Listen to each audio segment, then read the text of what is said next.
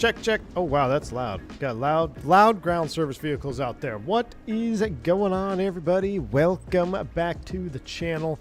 Happy Monday, wherever you may be tuning in from. We are sitting on the sweltering ramp of Las Vegas, albeit actually not the hottest part of the country right now. There's a pretty wild heat wave going on the East Coast. Should have done a DCA flight, but I was all ready for the Mexico theme. I went and had Villa Grande for lunch. I got myself an horchata espresso. I'm ready to go. I'm all in. We're in the Viva Aerobus A321, going to an airport I've never flown into before on sim, Chihuahua, Mexico. Chihuahua. I mean, who doesn't love Chihuahuas? Not my favorite dog, to be honest with you. They're pretty yappy, but I do love dogs, so why not? Let's go down to Chihuahua in the 321. Still waiting on that BFU. Still waiting on that big Fenix update. We're on Fenix time. We're just hanging tight. This is the OG Fenix 321. Still love it. Still a great airplane. In my opinion, it's still one of the best, if not the best, 321 representation we have in the sim. Now, with that said, single engine operations in Microsoft 2024 are a little bit sus, just in general. With the current weight that I have us taking off at right now, if we were to lose an engine, I don't have full confidence we'd be able to avoid the mountains. So let's just hope we don't have any problems today on this departure. But in light of my recent hot and heavy Las Vegas departure on my last real world trip, I thought it'd be fun to just kind of recreate the thing and go down somewhere else we haven't been to in a while. So anyway, McAllen's now, it's good to see you, man. Tiger Dude is here. Captain McGee's in the house. Oscar Iniguez, good to see you, man. John Seifert, good to see you. Zach Lewine, what's up, my man? Eastern T3 is here. Hey, Eastern, don't think I didn't see your super chats over there on the Full Flap Sim. All right, I see, I saw playing two sides of the coin here. Dale Ferry, what's going on, man? Tyson in the house, good to see you, my man. Nightbot showed up early. Good to see you, Nightbot. Al W, what's up, man? It's a nice mild day here in DFW. Actually, it's not too hot. It's only like 90 degrees. Hot and heavy. BFU are dead to me. Turk Heron is here as well. The pessimistic flight simmer, aka Turk in the US. Good to see you, my man. And also Virtual Flight Diaries, many more. Welcome in, man. Glad to see you all here. Hope you're having a wonderful Monday, and I'm ready to have a little fun in the 321. We haven't flown Airbus on this channel in a very long time. I do apologize for that. The main reason for that being is I was kind of thinking that BFU was going to drop sooner than later, and that we were just going to fly Phoenix, you know, for 2 weeks, 3 weeks straight. But that didn't really happen, so I need to get more Airbus. I need to get more Airbus in, so we're back in what, I don't know. I don't know. What's your favorite? 319, 320, 321? I love the 321. I just love the 319 too. It's just so visceral flying it around. It's more challenging, but I love the sounds being so loud up front. But the 321 is cool. It's the heavy Airbus. Can we call it a heavy? Should we call up LA Center Viva 321 Heavy? Anyway. All right. Buenos dias. What's going on, Jet Kid? Good to see you. Thomas Ray, good to see you, man. Jeremy Harvey in the house. How you doing, Jeremy? Hope you're doing well, buddy. Thank you so much for your kind words last time you texted me too, man. Appreciate you, Jeremy. Hope you're having a wonderful Monday. And I'm ready. You ready? Let's go. Hop into the cockpit. Welcome to Hotel de Adobo here of Las Vegas. Still no Las Vegas for 2024 that I'm aware of. I can't see any Las Vegas sceneries for 2024. So we're still at Hotel de Adobo, but it won't last long. And we're headed down south, so it should be a pretty good flight. Should have some cool scenery to look at, too, going over the mountains, the deserts, and all that stuff. 321 for you. You can't stop flying at an Attical? Well, you know what? They're both good birds. They're both good birds. So let's go ahead and, man, it actually looks kind of foreign. Not, I mean, we haven't flown an Airbus. When's the last time we did an Airbus stream? It's got to be close to a month. 25.5 volts. We'll go ahead and get the batteries. Ooh, that nice solid thunk. I love that. That's so right on. We got 2 thunks. Boom, boom. We'll go ahead and get the external power on. Oh, yeah. Sounds coming to life. Let's go. Jeremy, your mom passed Wednesday night? Dude, I am so sorry to hear that, Jeremy. Sincerely, man. I was unaware of that. I'm very sorry. We'll be praying for you, man. Words can't express my feelings, man. I know it's got to be absolutely incredibly difficult time for you. Well, hope you enjoy the stream, my man. 319s with IEs in the juice. I do like the 319 too, Zach. I do like the 319. All right, she's coming to life now. Guess I'll take some time from the Phoenix guys to adapt fully to all the Microsoft 24 specialties that Black Square Nick referred to. Yeah, possibly, McAllen. Where's Caro at? I need to talk to Caro about the custom cabin sounds. Cabin sound packs. The website is incorrect. We were having a little chat in the Discord. I don't know if we're gonna. I tried to put a custom. Sound pack on for Viva Aerobus crews, but I don't know. We're either gonna have a British flight attendant or we're gonna have a Hispanic one. We'll find out here soon enough. So let's go ahead and commence our overhead flow. So cruise supply, ground control, CVR test seems to work way better in the sim than it does IRL. Some airplanes that we have now. We got like a bunch of different. Not a bunch of different. I guess there's several different versions of the CVR test and a couple of different configs that you have to set up your ACP and RMP to now. And man, it always works in Microsoft, which is what I like. We'll get the strobes on, nav position 1, seatbelts off, no smoking on, arm the emergency exit lights. We got 2 pack fault lights here. I've been seeing guys now, these are off for some reason whenever I get to the airplane, if it's the first flight of the day. Even after a maintenance wake up, these guys are shutting the packs off. I don't know if that's something new that changed in their book, but now we should see 2 fault lights there. We got good voltage. Everything looks good. We know it would fail the battery test, but we're on external power. That's fine. We'll do an engine fire test 1. Engine fire test 2. And 3. Captain Simp, my man, thank you for the $2 super chat.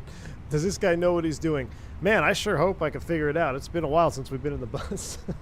We're going to have to figure it out, my man. Thanks for the $2 super chat. All right. We got our overhead flow is complete. Oh, no. Did it not save? Oh, my numlock. There we go. I was going to say, where are my views not saved? I guess my numpad key, numlock button wasn't on. FMGC, are we up to date? 9 July. Yeah, we're up to date. Cool. Had a minor pan attack. We'll do an init request. We'll pull that down. Hydraulics, we're all juiced up. Engines, our oil is good. Pressurization, we're landing on auto. Field elevation, right around 4,400 feet, call it 4,500 feet down there in Chihuahua. So that looks good. Get the alignment process going on here. Eastern T3, back in the bus, Phoenix Neo when? Hey, my man, I tell you what. I don't know when Eastern T3, but I cannot wait because we're due. We're due for a proper Neo, and I can't wait. Now, I do know the Phoenix FS Labs 321 Neo is out. I'll be honest with you guys. I think I said this last time we streamed. I was like, I was going to pick it up, but then I realized it was only CFM leaps. So I'm like, nah, I'm not going to do it now. Now, if they drop the Pratts anytime soon, I might take a look at it. And it's for no other reason than we have every Neo that we have is a CFM leap. We've got Tolis. Well, Tolis has both, so shout out to them. They're an X-plane. But we've got fly-by-wire Neo, and we've got the Indy Builds A321 Neo, and now we have the FS Labs A321 Neo, all CFM leaps. If I see another CFM leap engine modeled, I'm going to Alt F4 flight simming. So I'm waiting for a Pratt & Whitney version because Pratts are better, they sound cooler, they're bigger, and who knows? They may put me out of a job here pretty soon. But anyway, I love Pratt & Whitney, so PT6, you know, I'm a Pratt fan, albeit, I'll be honest. The Pratt & Whitney 1100G has had its issues. Al W, thanks for the 44-month support, my man. Appreciate you. He says, love you, Jeremy. Thanks for the epic music prayers. Yes, absolutely, Jeremy. We'll all be praying for you, man. Again, I was unaware of that, dude. I'm very sorry to hear that. Romeo Official, what's going on, my buddy? Seeing over there on the vertical camp. Checking in. How you doing? Have a wonderful day. Captain Simp, another $5 super chat. Thank you, man. Appreciate it. Says, I had a dream last night. It was FS Labs whispering V1's name. Oh, my goodness. Listen, you guys are dying to see me in the labs. I know it. I know it. What is Viva? Viv? V-I-V? We'll see. We'll see. Are they going to be at Expo? Maybe I can see them at Expo, and then maybe who knows, man. Who knows? But it's Expo week. Thank you for the $5 super chat, Captain Sim. Now, I will say, I do like on the FS Labs the where you can record your PA. I think that's pretty cool. Come on, that's pretty cool. Where you can record your PA and then you can listen to yourself speak. I saw Wrong Side Sim doing like 45-minute of PAs on his stream. But, yeah, it's pretty cool. I do like that. Cruise flight level, what did I file? 33,000? We might have a step in there. 330. Ground temp is 31C, so it's about 4 or 5 C cooler than DC, I think, right now. XP's in the house. What's going on, man? And Jeremy says, are you surprised XP72 likes the FS Labs? Calling him out from the get-go. You know what, Jeremy? I'm not surprised that XP likes the FS Labs because it's early. Give him another week or two of flying the FS Labs, and I guarantee you he's gonna come around. I think XP will come around. We'll see. Either that or after the Fenix drops the Neo, he's going to be like, okay, yeah, there's no reason for the FS Labs Neo. We'll see. I don't know. We'll be praying for XP72 as well. Flight Force, thank you for the $2 Super Chat, man. Appreciate you. I'll see you at Expo, my dude. Flight Force, my man, $2 Super Chat. Thank you for that as well. I look forward to meeting you at Expo as well. I'm going to be there all day Saturday. I come in Friday evening. I'll probably leave Sunday, though, so we'll see. But thank you, Flight Force, for the $2 Super Chat as well, my man. I'll be wearing a cowboy hat, too, if you want. My wife said I got to bring the straw hat, so I was going to bring the felt, a little more dressy, but it's too freaking hot for felt, and that's kind of taboo. So we got a new Resistol just for Expo, so I'll be wearing that on Saturday. By the way, Viva does single-engine taxi out. They do left in. Okay, well, I don't think we'll be able to single-engine taxi out on this one. We'll see. We're going to be pretty heavy. But I gotta get things going here. I'm sitting here chatting. I feel like we haven't flown in a while, but we just streamed, 3 days ago? Took a couple of days off, and this is like reunion simulations here. So let's go ahead, mass and balance. Let's go ahead and start loading the airplane, please. We'll do real time. We'll just do 23 minutes because we're going to sit here and hang out for a bit. Real-time loading is set. Ground ceviches are doing their thing. Let's go ahead and load up our flight plan. We've got an auto ATC. The FS Labs textures aren't the GOAT, though. Very P3D, 100%. XP72 likes the FS Labs textures, but I think he just needs a new monitor. That's what he said, right, XP? Or did you get a new monitor? Nah, listen. I'm only going to say 3 little letters. BFU. BFU. Then all bets are off. All right? Or better glasses. Okay, what is our flight plan? We're cleared out here. We do have an auto PDC today. We're cleared to Chihuahua, Las Vegas, Wrastler 3 to Zane transition. Wrastler 3. We need 26 right for performance, so we got no other options. So let's go ahead and set departure. 26 right. Wrastler 3.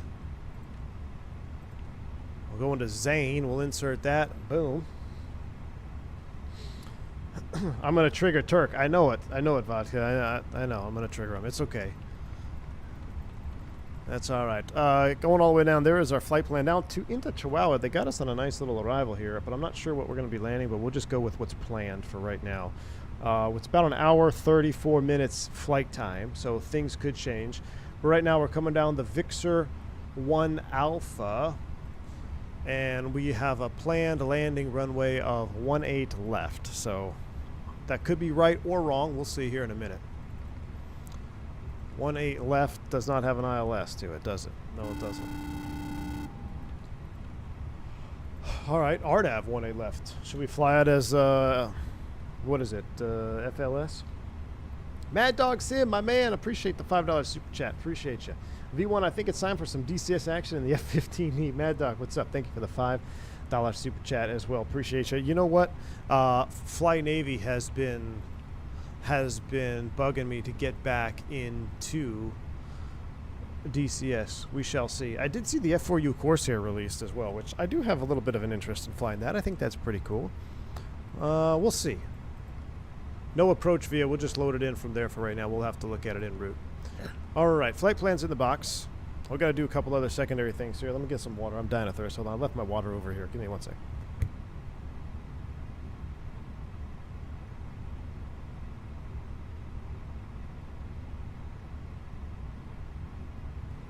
All right, I got my water over here. I had my water on the other counter. My horchata espresso is going down way too easily, chat. Going down way too easily. Magic Barrel Ref, bring you back down 290901. VOR is set. Main flight plan is done. Secondary, we're not going to load the full-blown single engine. Actually, maybe we should. Las Vegas. Secondary, if we come back, so we're going to load. I think I have it memorized. We'll see if I have it memorized properly. ILS Zulu 26 left in the secondary. Perf data. We'll come back over here. We'll throw in 200. Well, shoot, it's not. What is it? It's right now we're sitting at 21, 20.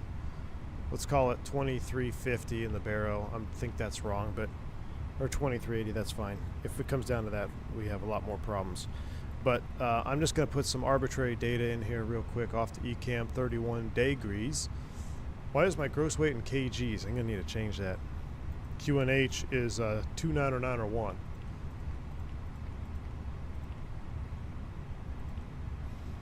Now in the secondary, what we're going to do is we're going to do the departure secondary. So pay attention. If we lose an engine off Las Vegas, we're going to plan the 26 right departure end, come back to secondary flight plan. Okay, so now we're going to go off of the Las Vegas 26 right. What's runway heading? 256. Let me load this in here. Harry Reid, ground charts 10-9. It's going to be 259. We'll go 259. Oh, I did this wrong. KLAS 26 right. 259 at 5. PBD01. Okay. So that takes us straight out. I'm going to zoom this in here. Plan mode so you can see me build the secondary. Well, that's about as close as we can get. So PBD01, we're straight in. And then we're going to go off of PBD01. And I think it's a heading of 330, and we'll bring it out to 15 miles. All right. So there's a right turn, PBD01. That's not the right. 030? I think it's 030. So PBD01, I don't have my iPad with me to actually figure it out. PBD01, 030, I think. 15 miles. That looks better. That's a tight turn inbound, but it looks better. And then we'll make PBD01 a flyover waypoint. Okay, boom, PBD01, and then a flyover, come back around PBD03. And then from there, we'll go direct to Las Vegas and hold. All right? So if we pop an engine, it's going to be select heading, manage nav, and then re-engage. All in the box. All right, secondary has been loaded. That's for terrain awareness. We'll put Las Vegas in here, 26 right. A couple other things we need to do for Las Vegas. The single engine is based off of two things, either the Las Vegas VOR or the ILAS DME, which we have 1.8 nautical miles. So I'm going to have both up. I'm actually going to have my Las Vegas, my LS push button on for Las Vegas departure so we can view the DME here off our PFD. Another thing we need to do in the RadNav page is we're actually going to hard tune a couple things. We're going to hard tune Las Vegas on my side here as well, and we will leave, we can see the frequency ILAS 110.3. So we have multiple ways to identify the single engine if we have to go single engine, and we got ourselves backed up and redundant. Now, one other thing we can do is fix info. Las Vegas, I want to say it's 5 miles, and then we'll do it again, and 15 miles. We got our two arch rings out there as well. Jeremy says, where does the red decel in front of the thrust levers? Red decel in front of the thrust levers. What does the red decal say? Oh, in front. Oh, A321 tail strike caution. That just must be That just must be a Viva thing. Some airlines have it up here or up here. I guess Viva has it down here. A321 tail strike caution.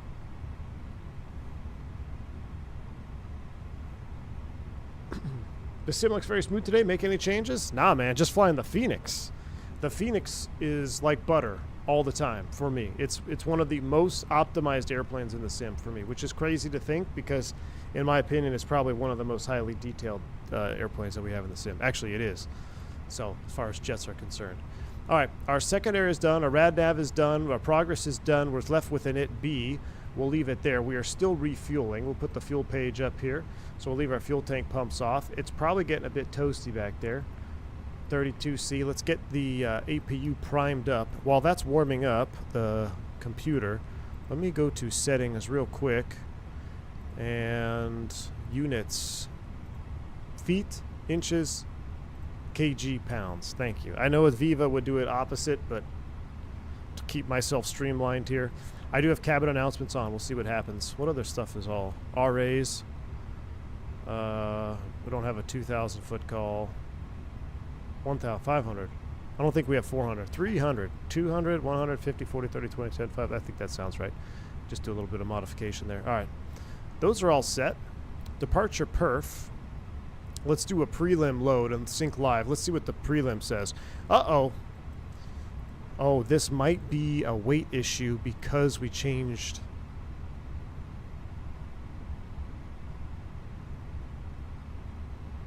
Is it because we changed pounds to kgs?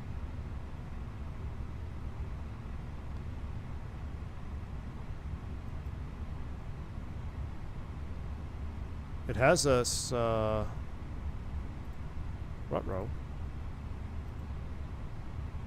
Oh, this is in kg, not pounds. That's what it is.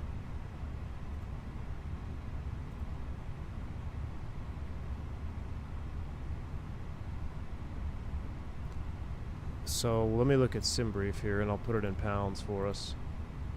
Estimating takeoff weight 183.9.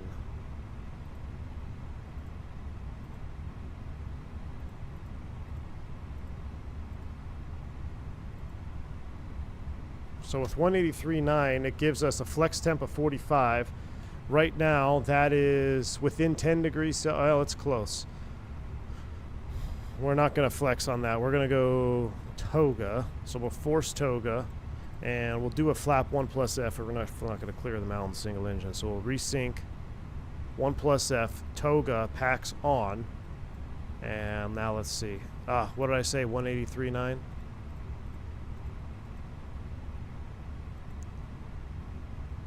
Flaps 1 Toga, 60, 68, and 70 in the VR.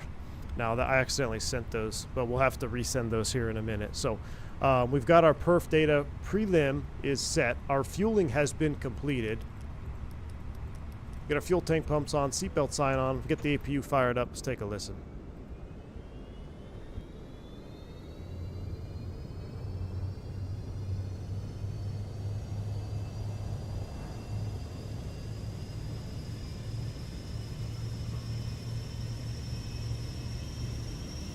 Virtual Flight Diaries dropping 20 gifted subs.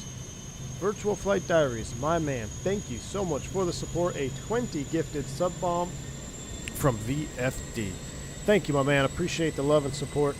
If y'all pick up a membership from VFD, make sure you shout them out and say thank you. Appreciate you, man. Very, very kind.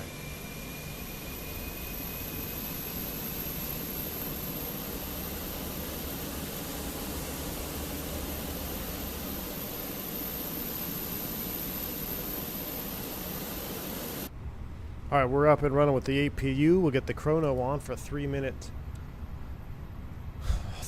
warm up. We've got two 909er set. We got our mini FCU over here on our flight tracker and cockpit cam as well, so you'll be able to see me dial these things in. No ATC online. We're cleared via. Actually, no, there is ATC. Climb via SID. Expect 350 5 minutes after. So climb via is going to be.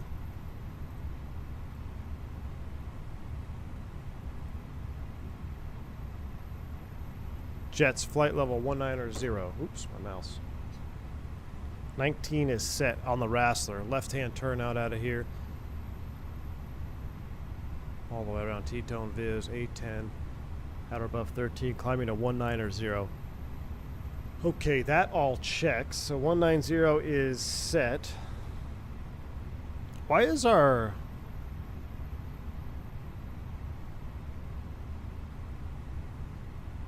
Why is our ISIS not aligning?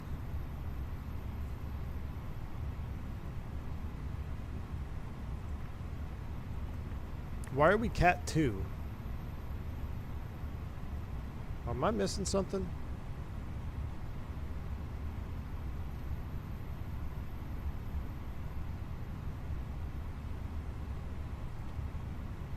Yeah, I'll change that. I'll change that.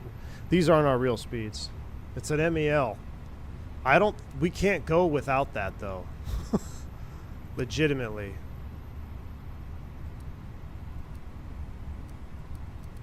We can't MEL the ISIS.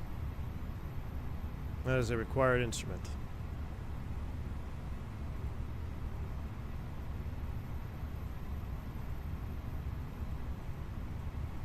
It's not failed per there.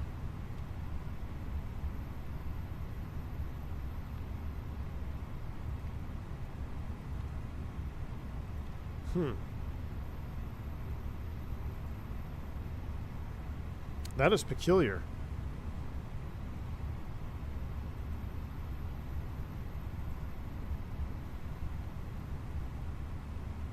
No, it's not. The circuit breaker is not popped because it's on. I don't even know where the ISIS circuit breaker would be honest with you.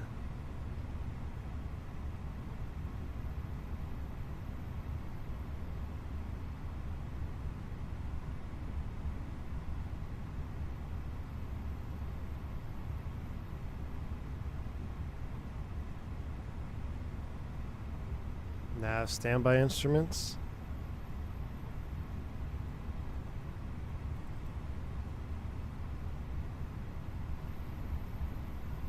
Oh, you know what? You got an idea. You got a good idea. Where is it? Airline modifiable.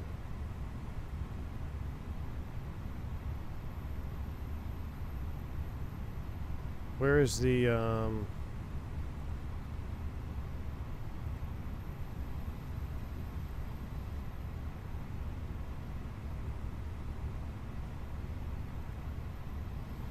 We'll take an analog. How's that? It's Viva. We'll take an analog. That ain't got no gas in it. Alright, we got the analog. We got 3 minutes. APU bleed on. We'll disconnect from the external power. Let's go back to our ground services here and see what's going on. Just need 80 people.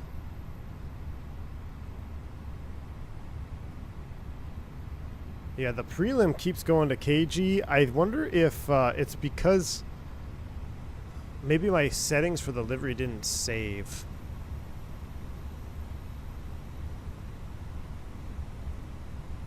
They're all set now. We'll be fine, but I think that might have screwed with something. That's all right. Crisis averted. We're finishing loading up the people right now. Ops check good. Return to service. 24625 is LA. Thank you, Gus. We need to get them tuned in. 24625. And we got our clearance. Well, we have our clearance. We need to put our squawk code in. 24625 is up. We got an auto wing TC squawk code of 2477.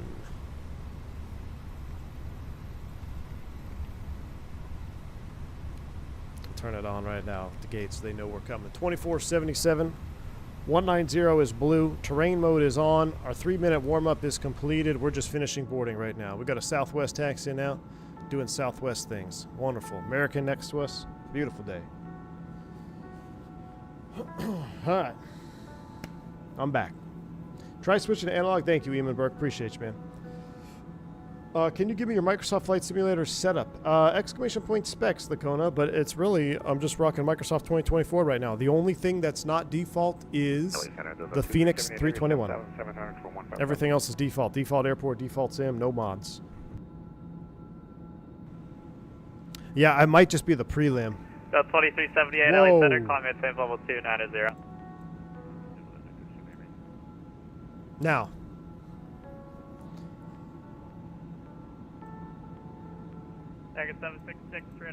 We're going to find out, see if we have proper cabin announcements here or not in just a minute, I'm sure.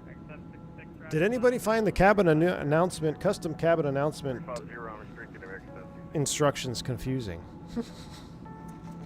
Okay, I only just joined, so probably asked already. Will the FS Labs Neo be appearing here? If they come out with a Pratt & Whitney.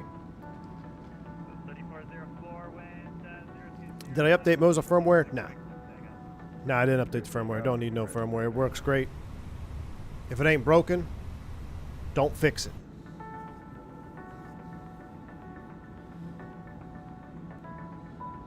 I made you a picture too of him. I know, I saw it. I actually saw where the firmware update button is, but here's the thing. If I run that and then it breaks something in Sim Update 2, rebinding stuff in the sim just takes too long, so I don't want to mess with it. In real life, what temp would you be expecting noticeable climb performance issues? I know single engine planes climb performance is noticeably worse on hot days. Anytime it's over 30 C, it's gonna be tough, which is basically all of the Midwest during the summer. When you start getting up into the 40s, now you got a lot more problems. The last time I took off out of Vegas, 46 C, it was 46 on the ECAM. That was the tarmac temp. And we were actually a few degrees from over-temping. I've actually over-temped. I've had a minor over-EGT exceedance on takeoff out of Vegas. Back our 319s used to be notorious for this. So there was one in the fleet that would always like go right to the limit of EGT, and sometimes it would get right on that. It would actually turn amber or whatever, or turn red. You mean like in Phoenix all the time? Exactly. Phoenix all the time. 100%. Alright, just waiting on a couple more peeps. Official unofficial Moza profile pinned in the Discord. Sweet. What happens if you over-temp? You gotta write it up. But there's actually a couple different... There's a limitation for the temperature depending on which engine variant you have, and if it exceeds a certain amount of degrees over the temp, it will actually leave a hash mark on the gauge so they know how hot you got. But either way, it's maintenance. It's a maintenance item. I had that. Oh, see, our custom cabin announcements didn't work. Please place your large bags into the overhead lockers. Nope. Wheels first. Didn't work. And keep your They need to rewrite the website. under the seat in front of you. These include laptops, handbags. Download announcement file, unzip, take that folder, drop it to Phoenix announcement folder in your community folder. If you are seated See, Al, you should have wrote the website, man. or a front row bulkhead seat, You should have wrote the website for him. Me and Carol were going off on this on the in the Discord. So if you look at the Phoenix custom cabin announcements instructions, it says explicitly you must follow the file structure. Your community folder / your announcement folder / announcements folder / airline folder. That is not what you're supposed to do. If you look at that link, 1, 2, 3, 4, you actually need a Phoenix announcement folder in your community folder, and then you just put the announcements folder inside of that, and then you can put the airline ICAO, like VIV, AAL, NKS, whatever it may be. Not airline. I blame Phoenix.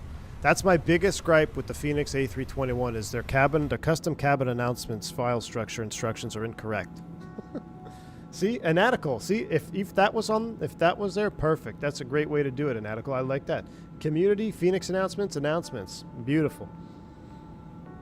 I'm over here creating like 52 folders trying to get the custom cabin announcements to work. Aero and Lasis. What's up, Tyson? Aero Iglesias. I thought did they abandon that feature, Oscar? Does it not work anymore, actually? They're overrated. Boarding music just blasts in the back. Oh, really? Alright. Do you think Starship can use a 650 instead of 430? I don't think so, Speed Freak. I don't think the Starship has got the swap function. It has the mounted 430, but mine looks like this. Community Phoenix announcements. Yeah, that's beautiful. BKG. That's a great way to explain it. Not your community folder, your announcements folder, airline folder. Look at me. You're right there, Gus. Ooh. APU from the face. Where are you at, Gus? Oh, there's Gus in the Volaris. We got a Volaris taxi now.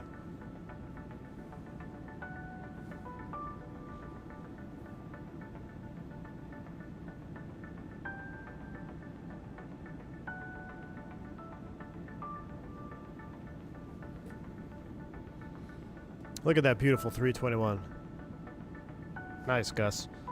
Based on the recent update, really tempted to give X-Plane 12 a shot. At less, I do wonder those screenshots exception are not the rule, though. That is the problem, 1903. The X-Plane 12 celebrity shots are exactly that. They're celebrity shots. They are not doctored, but there are times in X-Plane 12 where it looks amazing. But the majority of your flight in a default X-Plane 12 is not going to be amazing. Now, it's going to be significantly better than what it used to be. And we'll actually, I think we're going to do a feeless stream. You know what? Can we fit a 747 into Providence, Rhode Island? We might have to take the feeless 7.4 into Providence, Rhode Island. Go to Expo in the feeless. How long is that runway up there in PVD? Robin, you've jumped back in X-Plane 12? Well, see, I haven't flown it, obviously, since the last time we streamed it, so it's been quite a while. There's been a handful of updates, so we might do that this week. We might actually jump into X-Plane 12 this week, take a look. But yeah, Andre, that's what I was saying. It looks good in situations, not all the time. I totally agree with you. Where's Full Flap Sim in Aero Mexico? I don't know where he is. Let me text him. Let me see what he's doing today.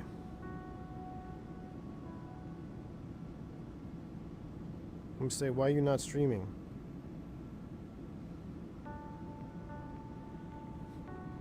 I hated flying out west and I started using SPME and it made the orthos way better.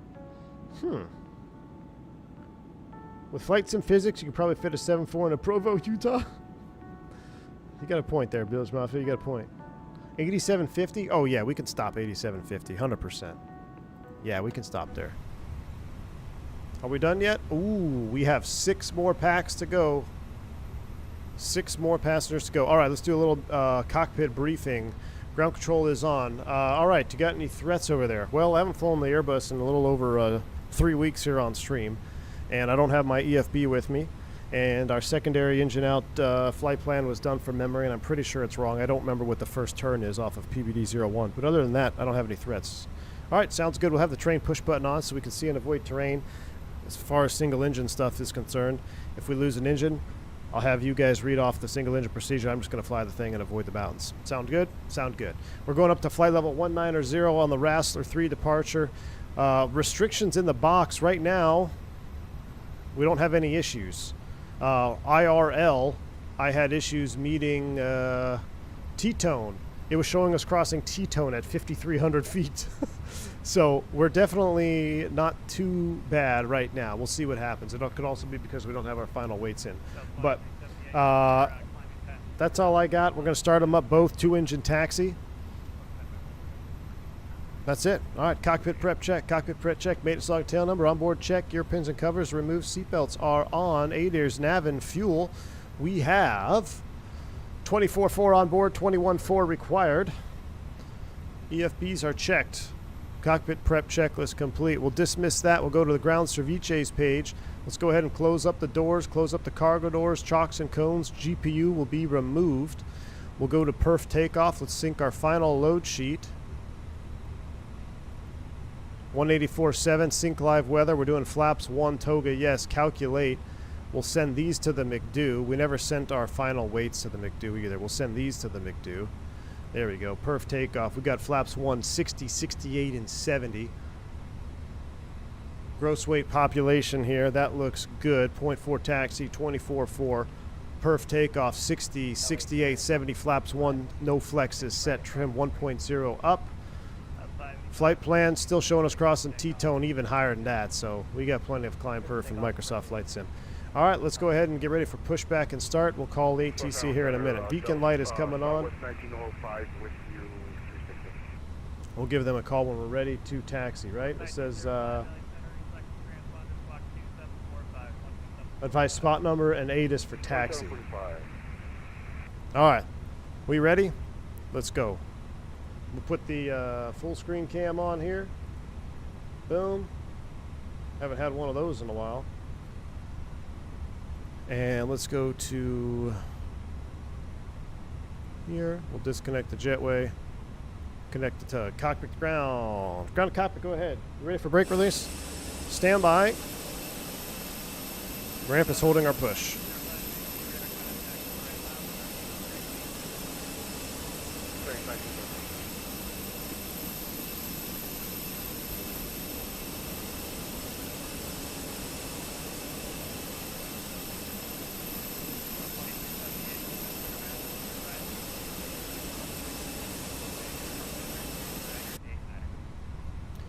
Cockpit ground. Ramp says you're clear to push. Straight back, tail left or right, whatever you feel like. Copy that. Advise ready for brake release. Brakes release, clear to push. Yeah, get those likes up, chat. It's been a while. Single engine hat pool? Single engine heat pool? Why is this concerning to me now? Yeah, if we lose an engine on this takeoff, I think we're toasted. I will say this, and I'm going to revisit after the BFU. But the last time that we did single engine operaciones in the Fenix and Microsoft Flight Simulator 2020, Cabin crew, arm doors and cross-check. I was suspect of the performance. I guess we're going opposite direction here. Well, there's a Volaris waiting on our gate. I can't change directions, can I? Oh, I can change directions. That's right, we're in the Fenix. Beautiful. Oh, well, we want to hit that guy. I want to hit you, Volaris.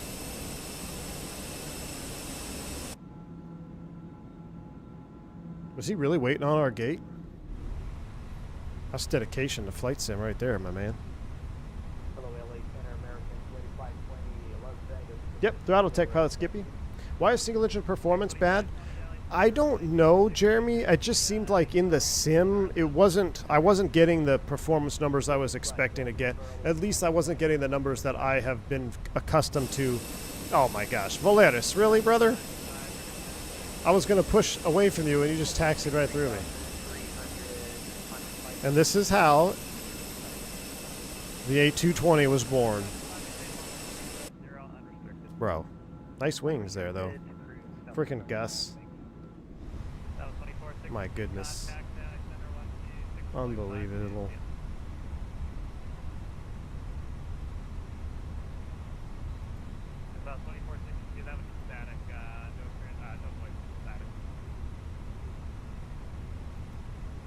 Come on, this is Volaris. This isn't the... I would expect that from a Delta Airbus, not from a Volaris. Normally the Volaris guys are pretty chill.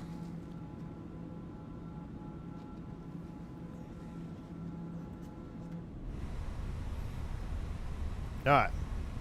We'll go ahead and stop the pushback here. Cockpit to ground, pushback complete, set brakes. Brakes set, clear to disconnect. Show me the pin out front, thanks to push, we're starting one. Copy that, show you the pin out front, have a good day, Cap. Here we go. Engine mode to ignition start. Shh. Starting one.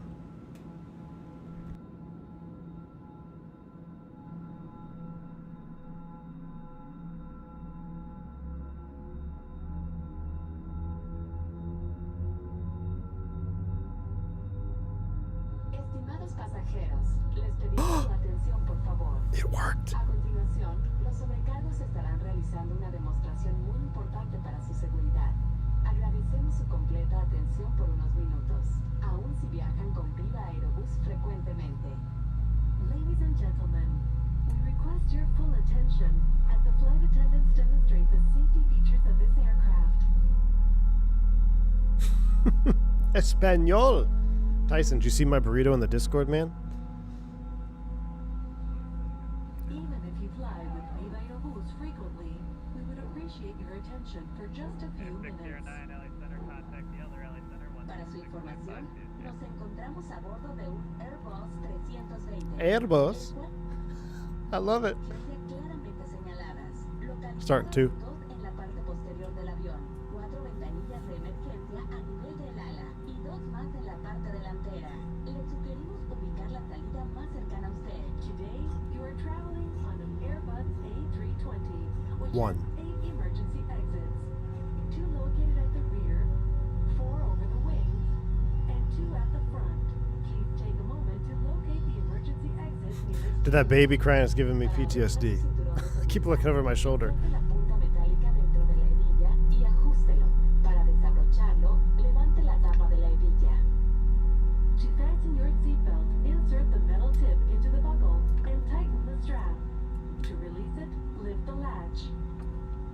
El sistema de presurización es controlado automáticamente, pero en caso de pérdida de presión en la cabina, los compartimentos localizados arriba de sus asientos se abrirán automáticamente, presentándose las mascarillas. That's too good. Man. Do you hear the interruption on the power trip, on the power switch? All right, we got an Avail light. Good start on 2. We'll go here. We're doing a flaps 1. Normalmente.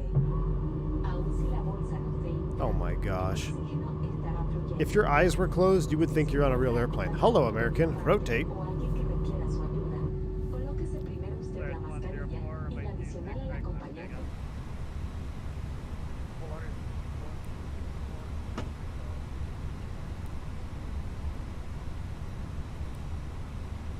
And automatically releasing oxygen masks.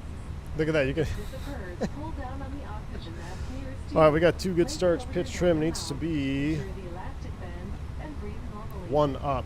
Oxygen will flow through the mask even if the bag does not inflate. If you're traveling with a child or someone who requires assistance, All right, after start secure checklist. all APU masks bleed. first, That's coming and off. then That's assist coming the other off. person. All right. También le recomendamos leer el I love cachecol PA con announcements, but procedimientos y normas de seguridad localizado en la bolsa del respaldo so frente freaking a cool, usted. man. We also recommend that you read the safety card located If you had your in the eyes pocket in closed, front of you. you would think you were on a real airplane. The sounds on this airplane are the best sounds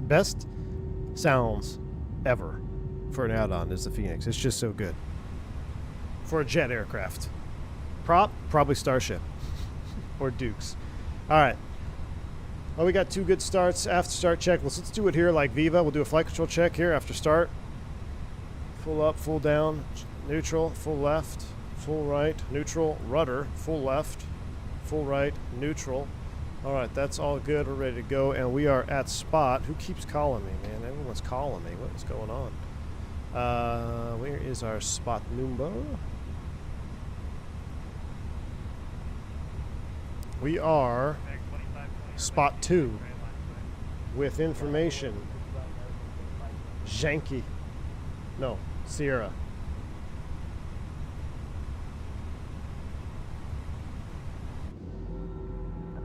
Oh, I have to change my push to talk. It's the wrong switch. Last aircraft calling, you're coming in broken, 1 by 5. LA Center, good afternoon. Viva 357 on the ground in Vegas with information. Sierra, spot 2, taxi. Viva 357, LA Center, runway 26, right taxi via Charlie. 26 right via Charlie for Viva 357. Polaris 104, radar contact, stay altitude. Let's go. Auto brakes max. Takeoff config checked. On auto TARA. That wasn't for Brake FedEx, check. negative Polaris 104, Pressure LA 0. Center, radar contact, stay altitude.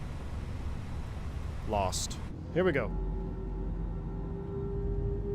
The PA actually sounded like it was recorded in the cabin. I know, Jeremy. Yeah. Polaris 104, LA. Boris 73 sounds like to have a conversation with you. Center, Ooh. this is Polaris 104 with 5 by 5. Ah, Yes, sir. Valeris 104 can't answer the Polaris 104, radio. Roger, radar contact, stay altitude. Gus. What's Dispatch going on, Gus? 4,000 fleet, currently to 5,000 via the departure. Polaris 104, Roger, climb maintain level 350. Climb maintain flight level 350, Polaris 104. Do we- 2520, runway Do we need a 26, rest in right peace takeoff. emoji for Valeris 104? Cleared for takeoff. Charlie's the first left, right? Yep, Charlie's the first left. Here we go. Man, we are heavy. We're also going uphill right now, which IRL would be downhill. 185.2 on the taxiway. And I believe that's FedEx 5078 trying to call me. You're coming in 1 by 5, man. I can't hear you at all.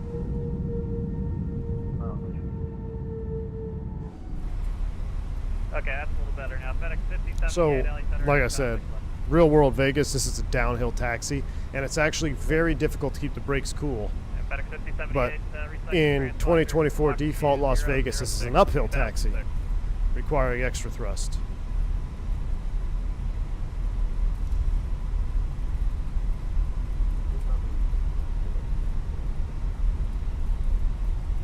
Why is LS on? LS is on because it's an identifier for the single engine.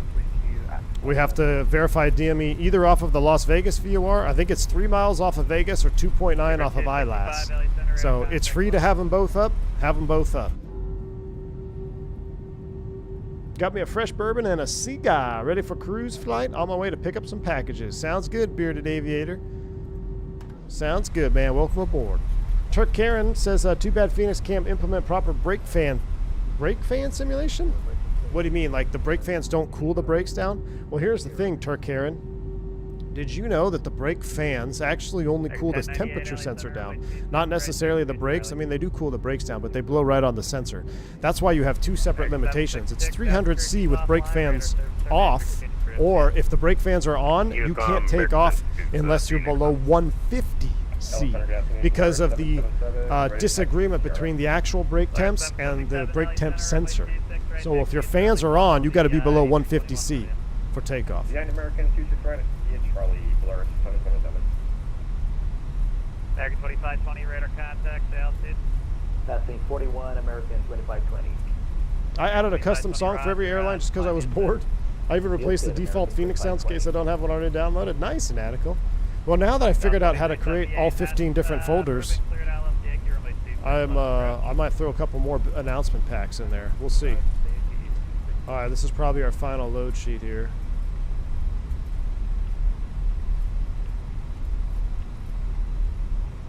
I need a McDo. Do I need a McDo, chat? Hopefully the McDo people will be at the... ooh, we got 200 plus 5 non-revs. Turk Karen's on the jump seat today. Oh, did I tell you guys about when my brakes locked up here in Vegas? Right here. Brake temps locked up. 357, wind 0207, runway 26 right, clear for takeoff. 26 right, clear for takeoff, EVA 357. All right, here we go.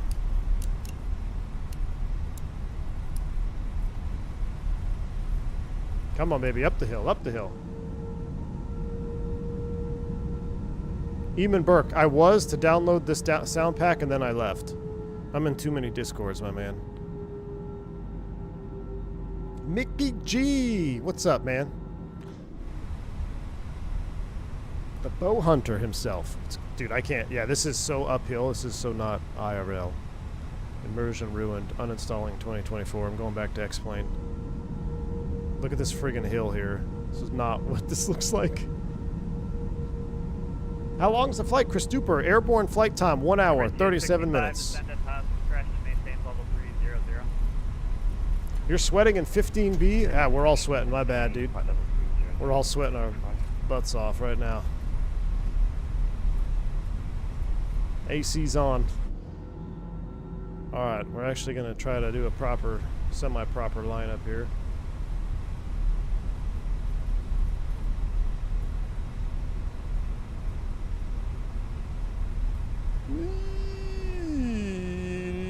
Too far to the left.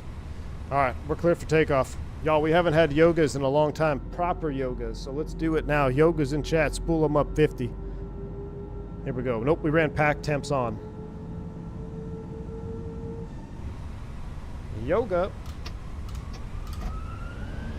Man, Toga, SRS runway auto thrustable. Monitor those EGT temps, 625. Look, they are hot. 625 on the EGTs right now. 80 knots, thrust set. 100 knots, check.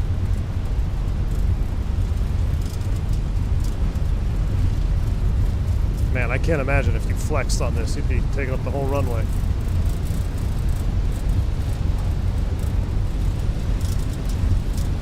V1. Rotate.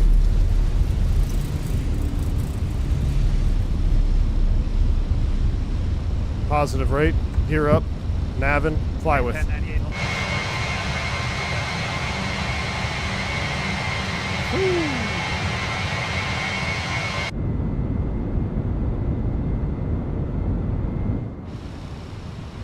Max 2520.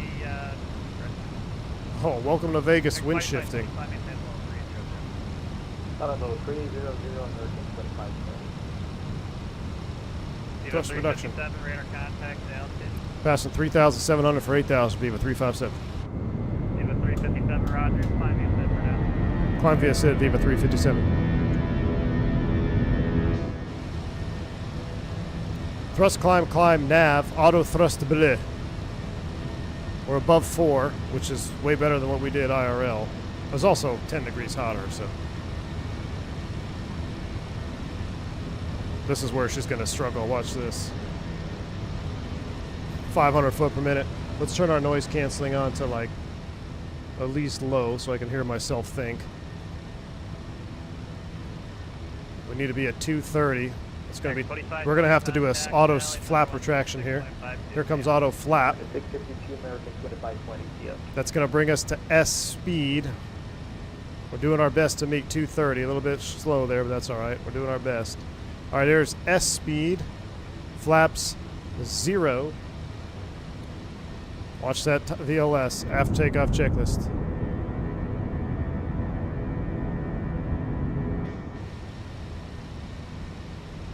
Target 1098, 10207, runway 26, regular takeoff. After takeoff checklist is complete. Pitching now for 250. We're still at or below 8. No issue there. We're climbing via to 190. So 190 confirm is set. 8 is magenta. Man, it is a bumpy departure though. I could feel the fly-by-wire fighting against the turbulence, which is so realistic.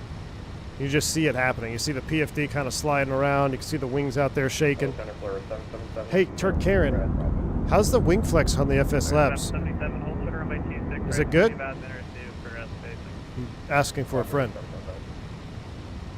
Would you hand fly this far? Oh yeah, I hand fly all the way up to 18,000.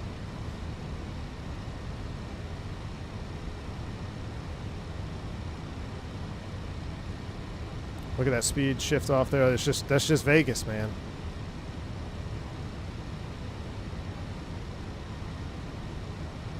Now I'm actually curious to see if we're gonna meet T-tone at or above 8.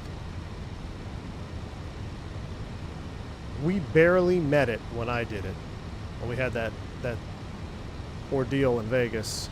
Yeah, I think we're gonna meet it. It's gonna be tight though. So you could see, I mean, even if you just took the same weights that we just had, but if we bumped that temp up to 46 on the ground, it would have really been tight because we're crossing it now. We got 2 miles to spare. T-tone at or above 8,000. We're looking good. Do hand fly approaches? Oh yeah, all the time, man. No auto thrust, no autopilot. I do one a trip. When I'm doing day trips, I do it every time. Man, ortho looking spicy. Oh, bank angle check. Here we go.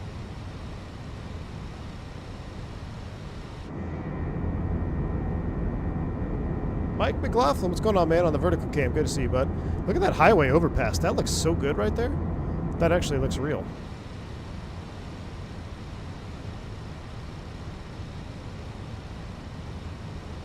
All right, here comes 10,000 feet. Let's go ahead and get the lights off. We'll forward call. Cabin is still cooling down. We'll come down here. We'll do a couple of flight plan things here in just a minute. All right, so we'll go to our RadNav page. We're going to clear out the Las Vegas VOR. Very important to clear out the ILS if you hard-tuned that. Mike, Charlie, uniform. Secondary copy active. Dunzo. 1098, Roger, find me a set for now. You have a 357. You have a 357, climbing table 350. Climb and maintain flight level 350. I'll be about 327. All right, climb and maintain 350 is blue. Thrust climb, open climb. So all restrictions we are relieved from. And up we go. BFU win? Looking like real life out there, chat. Nabil. Dude, I've watched that Starship trailer like 100 times, man. I keep watching it, dude. What's going on, dude? No idea on the BFU. No idea on the BFU. But I am just as excited as you all are, that's for sure, because I can't wait. But here's the thing. We all are saying BFU win. Man. This is still the best Airbus simulation out there, even without the BFU. So I can only imagine what it's going to be like with the BFU. I thought I have something on my PFD here. I don't. It's something on my monitor. I got to clean it off. Oh.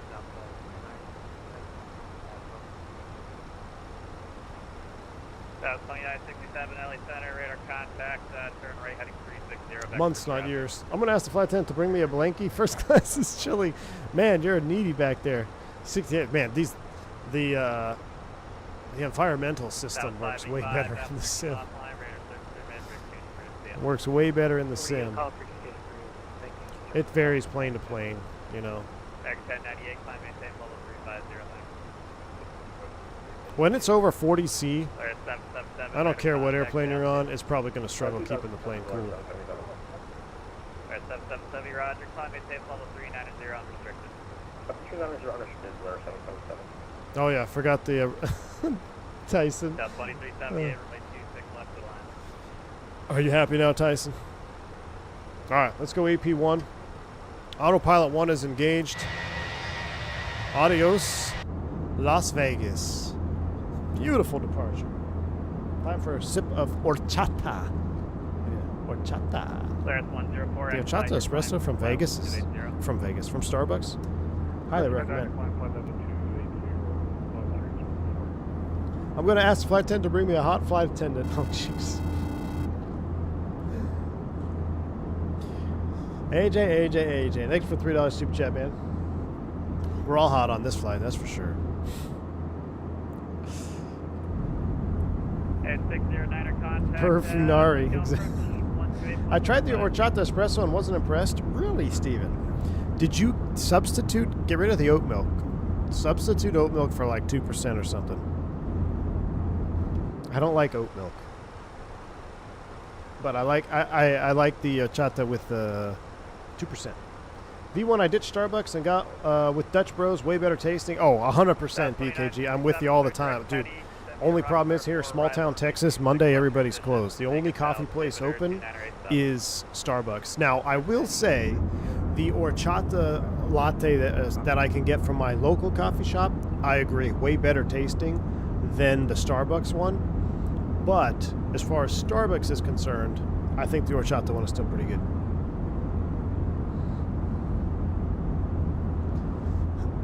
It's shirts for skins back here. Oh my goodness. We all need a drink. What's up, Dan? Dan, I was on Granbury yesterday. Freaking grind fest, dude. Blew like 50 miles an hour all day. It sucked. We only had 5 for 8:30. But it only took 13 pounds to win, which is crazy. 4 pounds from first place to 11th place. James Johnson, what's up, man?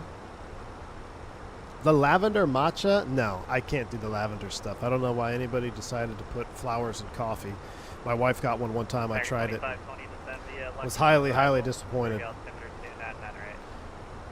Via the lucky one arrival, 908 American 2520. Nice reflections on the glass there. I thought I'd hate the new Volaris livery, but it's not that bad in person. Yeah, I like the Volaris, the Viva. I think they have good liveries, man. Or, I'm sorry, T. Yeah, same thing. Lavender and anything. Not my fave. Not my fave. All right, let's go ahead and set standards. STD set once, twice, and thrice. 18 for 350. Sit back and enjoy some desert. I guess we can pull up the cruise cam over here, see what the map. We've got our flight map up on the vertical stream, and I'm going to be looking for a missile silo that Fly Navy told me to look for once we get south of Tucson. We might be able to fly. I think we're going to fly right over it, actually. Yeah. So we got a little conga line going here. We got Southwest already leading the pack. Go figure. Why wouldn't they be?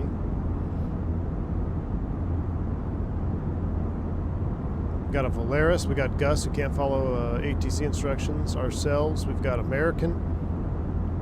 We've got another aircraft. Not sure what he's doing. And another Volaris. 777. Volaris 777. Nice.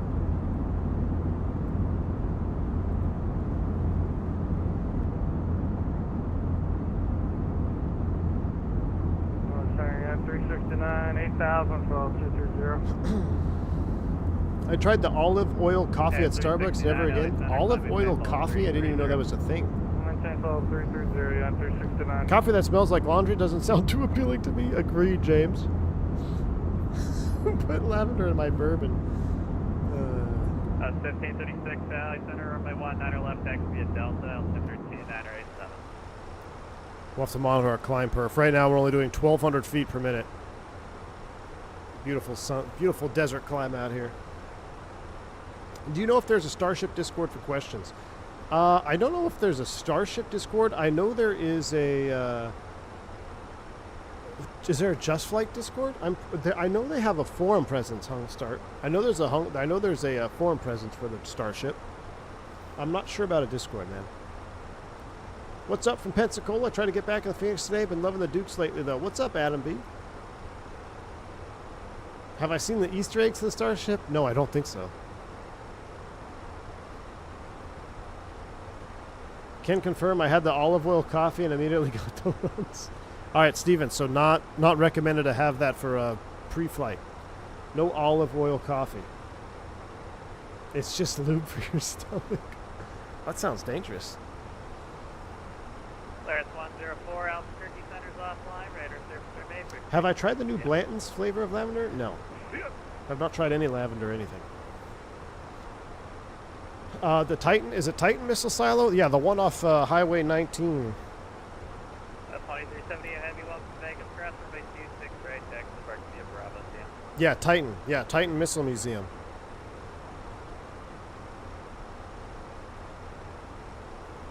Why am I not flying the FS Labs? Because I don't... Well, considering a couple of streams that I saw on release day, I'm kind of glad I sat that one out. Also, it's a CFM. If it was a Pratt & Whitney, we might be testing it out right now. Man, we're still getting bumped around, though. Look at that wing. Where's Turk carrying that? Look at that wing flexing, man. I'm surprised Turk even flies the FS Labs because he was complaining all the time about no wing flex in clouds with the Phoenix. It's like, oh, Phoenix is terrible. Microsoft Flight Sim is terrible because there's no turbulence in clouds. There's no wing flex. Now he's flying an airplane that has zero wing flex no matter what you fly it in. Sounds a little bit politician-like, if you ask me. Mr. Chicago, what's up, my man? Just picked up the E170. Definitely a fun challenge. Yeah, dude, I love the 170. And did you guys see that E170, the trailer, the dev trailer? All the new features? I'm excited, man. You've been there before, Mickey G? Yeah, I've never been. Plus, I told Fly Navy, I was like, why would I be driving south of Tucson on Highway 19? There's no need. Spent a lot of time in Arizona. I spent some time in Tucson. I don't need to take 19 south of Tucson. There's nothing out there but trouble. I regret buying the FS Labs. I got horrible performance in it. Ooh, that's not good. Dude, the Starship has a working HF radio, number stations, Morse code, SSTV that you can run through a decoder and get images of old Starship photos. What? Really? I'm going to have to try that out. I have a surprise coming with the Starship. We'll probably fly it tomorrow evening. I want to do a Starship groove flight. We're going to go from wherever we left in south of Cuba there, and we're going to go to the Titan, to the NASA space facility. But we need to get as many Starships as possible, so we just have a fleet of like a bunch of Starships all flying in a line up over Miami. What do you guys think? Is tomorrow evening too short a notice? Should we do Wednesday? Tuesday or Wednesday? Copy this on the via the Angel to arrival for Southwest 1905. Picked up the Starship yesterday, 60 foot per minute into LAX. She's a beauty. Nice, man, nice. Yeah, Mickey G, do it. I'd be curious to see. All right, so you can see here we are encountering our 321-isms at 1,000 foot per minute climb. Pretty standard. Matter of fact, we should probably go to optimum max 35.5. We're going to be 35 is going to be tight. We'll see. We shall see. We might stop the climb at 33. Someone remind me. Remind me in like 4 minutes. I'd like to see that recommended max go to 36 before we go to 35. Starship is the most fun plane in my sim currently, or in any sim currently. Yeah, Shakovic, it's a lot of fun, dude. Bring the Piaggio. Yeah, man, canards only. Piaggio can work.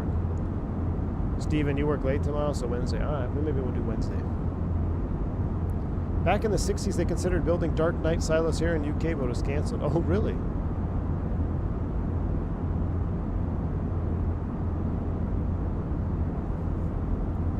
Kip did a 6-hour video of Easter eggs? Dang, man.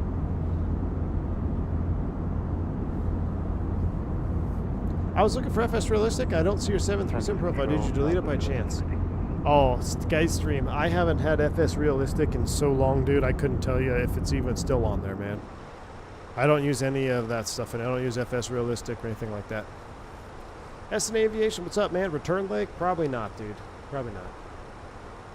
Back in the 60s, vodka was 40 back then. That was 160 about launch gun. Southwest 162 information, Tango at Las Vegas, Johnny 8, 50 pushback to start up. He's like pretty close. Pushback the ramp to crash the passenger deck. I'm surprised you're not flying along today, vodka. 1536, radar contact, altitude. I feel like we can almost see the curvature of the Earth in this shot. Can you see the curvature of the Earth? Or is it just my monitor being curved? I was going to, but I had a nap and I woke up late. Unacceptable. John, what's going on, man? Thank you for the 40 months of support. Oh, that's us. Over to Unicom. Thanks for the ATC. Viva 357. Adios. We speak English in America. All right, 122.8. How we looking? 27.7. Recommended max 35.5. I tell you what we're going to do, chat. We're going to stop the climb. Fly level 330. 330 is blue. 330 is set. We're going to stop the climb here for a little bit, and then we will pick it back up. So I'll put that away. We're going to get up to 33, level off. Going to fly right over Drake in Prescott, Arizona. Be a nice little sightseeing tour. We've never done this particular route of flight either. If we look at the vertical stream, we can see we actually got there's some cool things I want to look at. So we're going to go here. This is our route. We're going over Prescott, which is cool. We'll see all the Embry-Riddle kids over Prescott, and then we'll come down over Sky Harbor, which is always fun. But then right here, we got to see if we can spot the missile silo. It's just south of Tucson. It's somewhere around here. We'll probably look it up. And then we're going right over to Nogales. I've actually been into Nogales. I've actually flown a CJ2. No. Yeah, I think it was a CJ2. No, maybe 525? Yeah, I think it was a CJ2. Right into Nogales, Arizona. You talk about a deserted strip, man. That was the one time I was actually kind of concerned about the wheels and landing on unimproved surface. I mean, it was a paved runway, but it was, I use the word paved extremely lightly. I mean, you talk about potholes. There was potholes galore. And bringing a Citation jet in there was interesting. Picked up a couple Cowboys and flew them up to St. George. I think it was St. George, Utah. This is Utah, right? Yeah. Yeah, St. George, Utah. Who dat?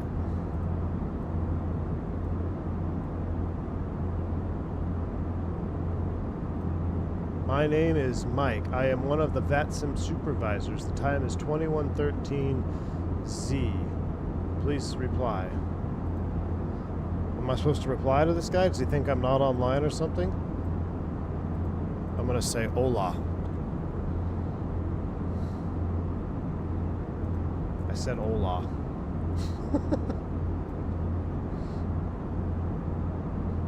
Chat. Fun Police is on board. Is he just trying to see if we're like... I just took off. Why would I be AFK?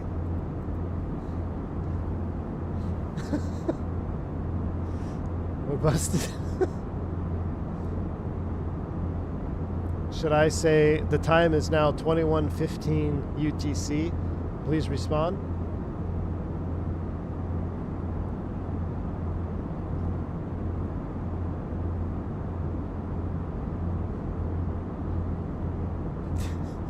They found Barry's cash in the bulk cargo. Got a pen and paper?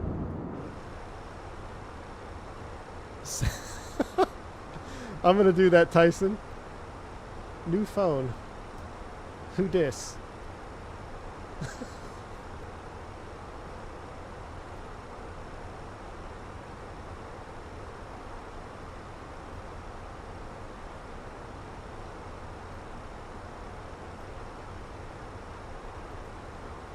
Is he a Mexican prince? They're going to get you to try to participate in their identity theft scheme. There's a 30-minute rule, but this is kind of ridiculous. I always check the map, but let people get to the kitchen and stuff. I mean, yeah, we literally been airborne. How long have we been airborne? 15 minutes? Not even? All he said was, thank you very much for getting back to me. Enjoy the rest of your flight. What can I say? Can I say, what is it? Well, Tyson, what would you say in Spanish?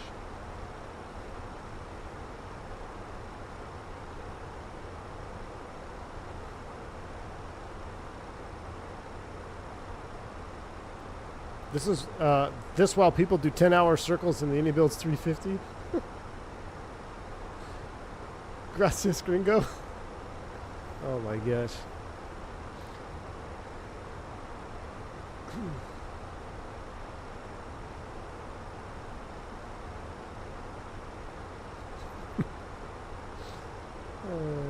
Is Vatsum gonna be at FS Expo, do you think?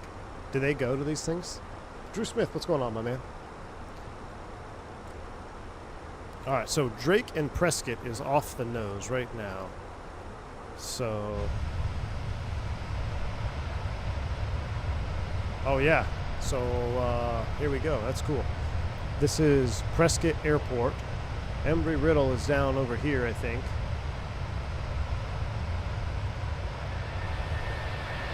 We'll have a better view once we get closer. Right now, we'll fly right over the top. They don't let you chat to them without a valid ID? Oh my goodness. Does anyone else have a problem with the rear cabin temp and the 321 being much hotter than mid and front, especially after engine start? That is normal, and that is how real life works, Nerd Bark, is the aft cabin will always be the hottest. You can see right now it's 70, 70, 75. So IRL, if this was a 321 out of Vegas, this would probably be there. This would probably be there, and this would probably be here because we probably finally started to cool off in the front. So that's a typical overhead 321 summer day. The hot's always going to be in the rear, so we've got them cooler, mid-cabin here, and then up here. Now these, it's important to note that these knobs don't specifically change the temperature in the cabin. What's happening is you are adjusting the window of available adjustment for the flight attendants to set on the FAP panel in the back. So here we go, right over Drake.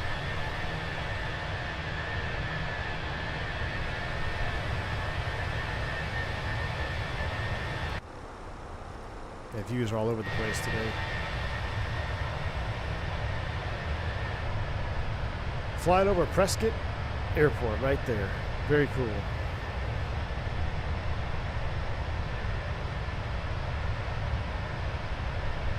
You have an airway right over your house, Rowdy? Nice, man.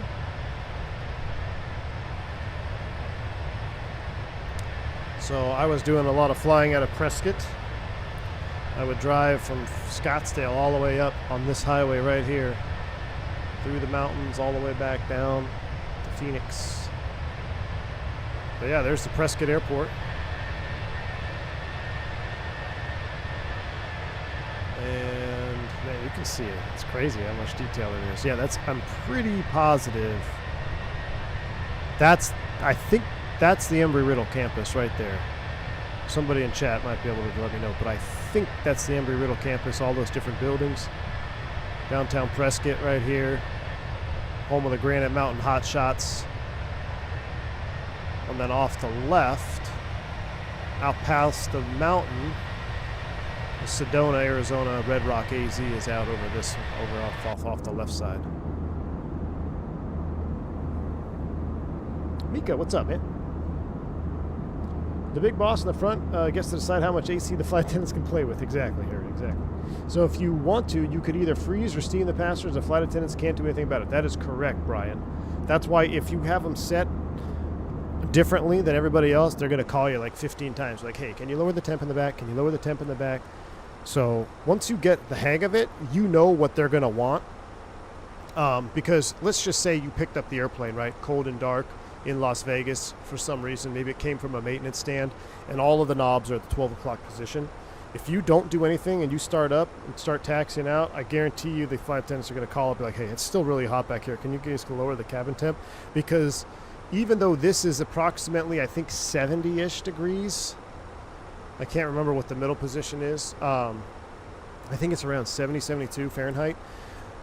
They probably have their scale all the way low, but it's not low enough. So they want you to lower it. Now, what also is frustrating is, let's say you have everything set like this, and nobody's been complaining, and then you get up to the airplane and you're like, screw this, we need to cool it down. Now you have just potentially taken their set temperature, whatever it was, and you've adjusted that zone, and now they're freezing in the back. So they're going to call you up and be like, hey, can you change the zone a little bit? So the best way, after years of flying with flight attendants, if you just know that the aft is going to be slightly hotter, you set it there, mid-cabin right about there, and I'm always cold after we cool off. After it cools off, I always end up getting cold, so I like to bring the cockpit temp to either 11 or 12 o'clock. And set it like that, they're never going to call you. So, got to stay ahead of the flight attendants. But yeah, you're not actually changing the temperature, you're just changing the window of which they're allowed to adjust the temperature in the back. Can't believe they named a city after Dak Prescott. No, it's not. Prescott is spelled Dak is Dak Prescott, and Prescott is how you pronounce Prescott. What if you ignore them? That would not be very nice of you. You know what else doesn't call you? Cargo. That's very true, Dale. Very true. What's the angriest the flight attendant has been with you? Dude, I haven't had very many flight attendants angry with me, to be honest with you. I don't have any particular story where some flight attendant just got super mad at me. I always try to be as accommodating as I can be without being annoying, and I don't know, just try to do my job, stay out of their way. I'd say the most common occurrence of an annoyed flight attendant is if they always are, according to them, they're always about to time out, right? And by time out, I mean they're about to duty out, because the flight attendants have different duty regulations than pilots do. We're under 117 for pilots. Theirs is different. So they are always on the verge of timing out if there's a delay or this. But 99.9% of the time, they're either calculating it wrong or they're just flat out wrong. Now, 0.1% of the time they're right, and they may actually be timing out. But 99.9% they forgot to convert for local domicile time, or they forgot to account for a certain time, and they're actually not going to time out. And when they realize that they're not going to time out and that we're not going to call out fatigued, then they get frustrated. Like, well, I don't want to do this flight. I'm like, well, too bad. I'm going home. So, but that's still a rare occurrence. But I would say that's the most common scenario where a flight attendant is going to be a little bit frustrated, is if they're really tired, they don't want to be there for whatever reason. Maybe they have had a long day and they think they're on the verge of timing out, but in reality they're not. And, you know, that's about it. But I'd still say, at least at my company, that's pretty rare. Like, I've always had very good interactions with all of my crews. A few outliers here and there, but cargo doesn't call when a DG catches on fire in the back and the airplane starts beeping. Has your airline started paying them before pushing off the gate? You know what? I don't know, Eamon Burke. I actually do not know. I know we don't get paid until we block out, so I don't know.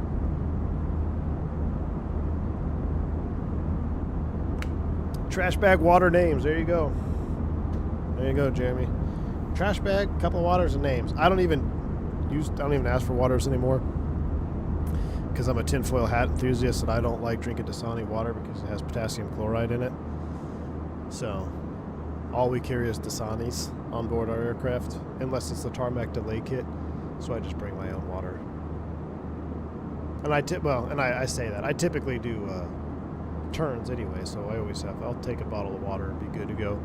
What I have been doing lately is I've actually been bringing a Topo Chico. Man, I'm on a Topo Chico kick, like you can't believe. I just like the plain Topos, and then we have these little lime packets on the airplane. So I take a little lime packet, put it in the Topo. Man, and ice. Just sit back. Let's do realism mode. Let's do Topo cam. So we go ahead and put these on. We don't need the EFB anymore, so we'll go ahead and unplug you, get you away. Put our sunshades up, like so. FO would definitely have their sunshade up because they're in the sun side, so they'd probably be like this. They might have theirs down over here as well. Why don't we have a dome light on? Where is that dome light? Dome light off. Alright, that looks good. Put the seat back. Right there at the turn. Bring it back just a hair. Right there. Beautiful. Tray tables out. Topos and ice. Sit back, relax, enjoy the cruise. Ask the flight attendant ask the first officer right about now, hey, what's our, I think we should get a ride report at 35. Albuquerque Center, Viva 357. You got any ride reports? 350? Smooth. All right, ask them for 350. Albuquerque Center, Viva 357, request 350. Viva 357, climb, maintain 350. 35 set. Here we go. Thrust climb, open climb. Up we go to 350. Topo Chico Ranch water is goated. Nice. Do you sneak a few extra seconds when you block out and block back in? I don't know what you're talking about. Come to the expo with your tinfoil hat. No, I'm not going to come with my tinfoil hat. I'll come with my cowboy hat, though. Just had my first lime Topo in a can yesterday and loved it. Nice, Andy B. I haven't had the lime. I haven't had any in a can, actually. But I will stand by this. I think no matter what you're drinking, it always tastes better in a glass bottle if you can get it in a glass bottle. So if you can get a Topo in a glass bottle, that's the best. Now, I've had the lime, and the lime one is okay, but the flavor of the lime to me is a little bit too, I don't want to say intense, but like too fake flavoring, maybe? So my preferred method is a plain Topo with a wedge of lime. Topo recently had a massive recall. I saw that. If you bought it at Costco, AJ actually posted that. And when he did, we went to Costco the other day, and I was like, nope, not getting any Topo Chicos from here. We get ours from Sam's Club, which, who knows, probably is the same distributor. It wouldn't surprise me. Style Seal, what's going on, man? Good to see you, dude.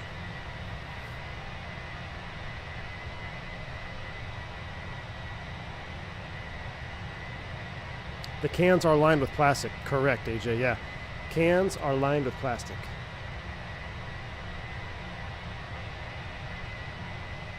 Yeah, get a real lime, Oscar. That's what I do. Yeah, so we have the plain Topos and a wedge of real lime. Dude, it's the best. There's Deer Valley Airport right there. That's so cool. So that's where I did a lot of my flight instruction. DVT right there. There used to be a sweet Italian restaurant right over here on 7th Ave or something. I can't remember the street names down there now. I used to get a chicken parmesan sandwich. Oh my goodness.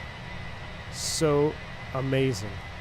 It was a legit Italian deli. Like everything was made to order. Really, really good stuff. There's Scottsdale Air Park. That's where I flew the Citation out of. And I used to live, let's see. So there's this Scottsdale Road. It comes around the airport. I want to say I used to live right here. I used to live in an apartment complex right here, I think, in this block. Just a quick shot to the hangar. Our Citation jet was hangared right here on this side.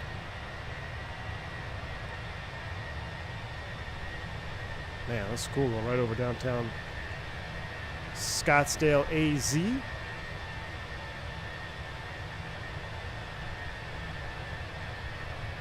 be going over Sky Harbor here. Oh, look at that. Sky Harbor coming up next.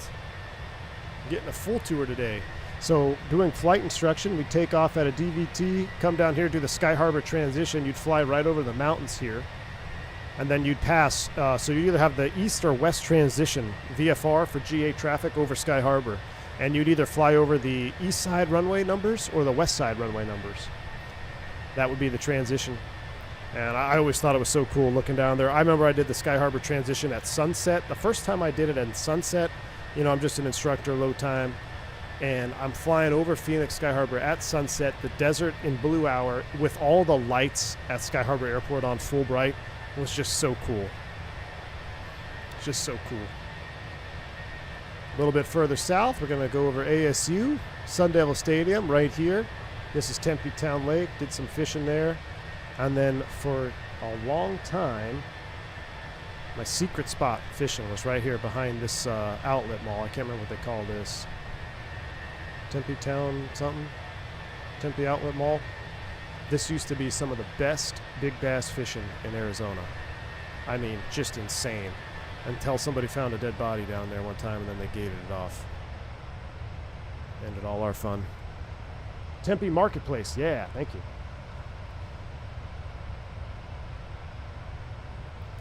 And let's see what else we got. There's Phoenix Mesa Gateway. So we'd go over the transition and then we'd shoot the GPS 4 right into Chandler, which is this airport. So you'd come through the transition at Sky Harbor. We'd stack out over the desert over here somewhere, shoot the GPS 4 right here into Chandler, go missed, fly over the Phoenix Mesa Gateway VOR, track outbound, do the full procedure ILS to come back inbound, and then go missed and hold over Phoenix Mesa Gateway, which is this airport right here. And then after you did the hold procedure at Phoenix Mesa Gateway, we'd fly north for, we'd fly over Falcon Field, and then we would do the VOR Charlie back into Scottsdale up here, and then go home to DVT, Deer Valley. So that was the Valley Rally. Take off, cross the runways, GPS 4 right, ILS, missed approach, cross midfield over Falcon, and then VOR Charlie circling approach, and then back to Deer Valley. That's what we called the Valley Rally.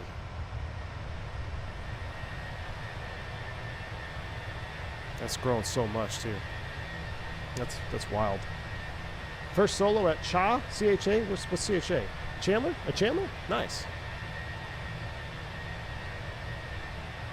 Fishing stream when? Oh yeah, the contrails, Turk. I know, dude. Listen, I'll take these contrails with wing flex. You can have your rigid wings and default contrails if it makes you feel better. All right, now further south, Casa Grande. Casa Grande is around here somewhere. CGZ Airport. I think it's further east. I don't think we'll see it. Where's Casa Grande? No, it should be. Oh, there it is right there. So this is, I've talked about this, and I always, every time I fly over this airport, it's a reminder for you guys flying GA, you guys doing flight instruction, you guys doing flight training right now, the importance of radio calls. So quick story about Chandler, Arizona, or excuse me, Casa Grande, Arizona. We would fly down here, and this would be an airport, uncontrolled field, where we would do ILS practice approaches, and there would also be GPS approaches to the opposite end. The ILS came in from the west, the GPS came in from the east. Now, there's the Stanfield stack. There's a VOR that's out here somewhere. I want to say it's over here over one of these farm fields. And what we would do is we would stack up. Everybody would talk on the common traffic advisory frequency, and we would stack up 500 feet apart. And it would be very common to have 7, 8, 9, 10 planes, sometimes even more than that, all stacked 500 feet apart in the VOR, shooting approaches into Casa Grande. At the same time, you would have guys doing the GPS approach coming in opposite direction that would break off and go missed.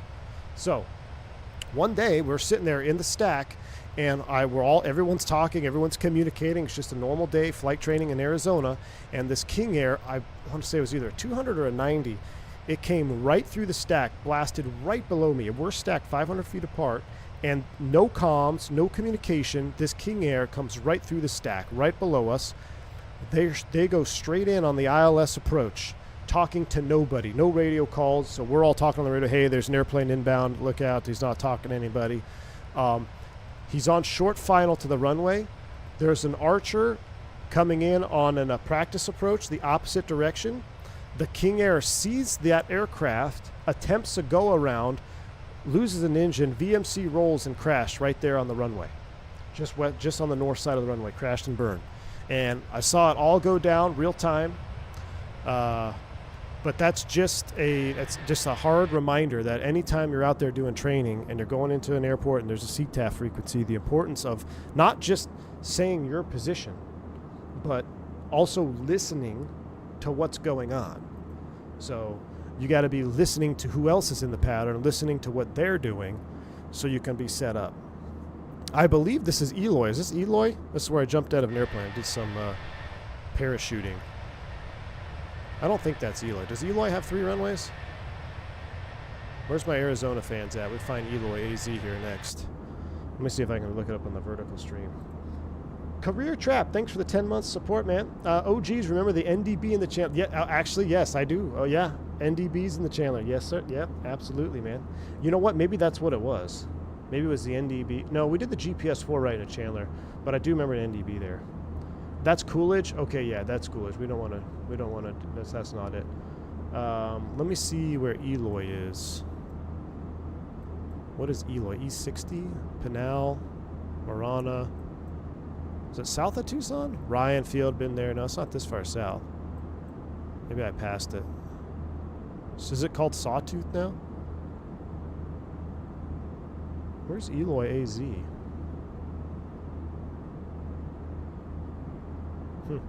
I don't know where it is. It's south of Casa Grande. I passed it. Oh, right there. Yeah, we're right on it. Shoot, it's right under the nose. It's right under the aircraft right now.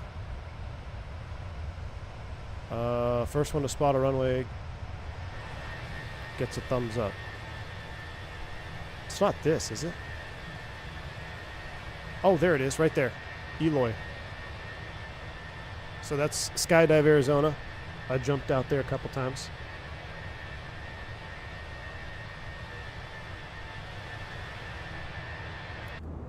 Yeah, buddy. Cool little scenic flight today. Yeah, Coolidge. That's right, Coolidge. Wait, so the guy that the VATSAM CTAF idea talking about the importance of no, all over the weird frequency idea, AJ. I think having a just 22.8 for everything, unless it's a, you know, I think that I don't know why they had to change it. I think CTAF for airports when they're closed is dumb, because it's not CTAF, AJ. CTAF would be 22.8. Tuning into a tower freak that's closed doesn't make any sense to me, but to each their own. You've never flew in SoCal? Me? No, I've flown in SoCal a ton. You talk about radio chatter, man. You go fly into some of those airports in Southern California, you hear airplanes all over the place. That was one of the arguments for the VATSIM CTAF. They're like, well, you're gonna hear people from other airports at your airport. I'm like, well, duh, that's what happens in real life, you know? And if you want to really simulate realism, when the sun gets low on the horizon, you'd hear airplanes from further away that you normally wouldn't hear. What altitude? 14,000. 14,000? I think it was 14,000, yeah. Ever flown into CMA? Is that Carmel? If I Carmel. I've been to Carlsbad. Camarillo. No, I don't think so, Zach. I don't think so, man. Maybe, maybe. I'd have to look it up. Maybe if I was, if you're doing a long cross country or something. That sounds familiar. I just hate listening to peeps using Unicom as a chat room. Yeah, I hear that. Captain, random questions. Will the engines keep running if FADEC packs up? If yes, will it be so controllable? If FADEC packs up. What do you mean? If the FADEC shuts it down? So the Airbus actually has, I wonder if this is reference to the 787. There's speculation that it was a dual FADEC commanded shutdown. So the Airbus actually has, and I have to look this up, maybe one of you in chat know, but I'm pretty sure if I had my iPad, I'll look it up. And if I'll bring my iPad tomorrow for streaming, I'll look this up too if someone reminds me. I'm pretty sure there is a generator or like there's a fail-safe. So if the FADEC, if both FADEC channels go out or whatever, the engine is still going to run. You can't have a FADEC commanded shutdown in the Airbus 320 series, if that's what you're trying to ask. And I can't remember why. It had to do with some like backup something. Maybe someone can Google it or something, but I'm pretty sure there's a restriction from a dual FADEC shutdown on the Airbus. What's the procedure when both EFB freezes or stops working? I don't know, Davo. I've never had that. The only thing that you would really lose if both EFBs stopped working is you're going to lose your ability to read the charts, like your approach plates and stuff, which is all information that you could then get from air traffic control. You have sources available to you. Now, if there is some sort of failure after both EFBs stop working, now you're just really you're really out of luck that day. As long as you comply with the ECAM, if there's an emergency and you have 2 EFB failures, you're going to comply with the ECAM, and then you're probably going to land, because especially if it says land ASAP. So, you know, the airplane doesn't stop flying because your EFBs stop working.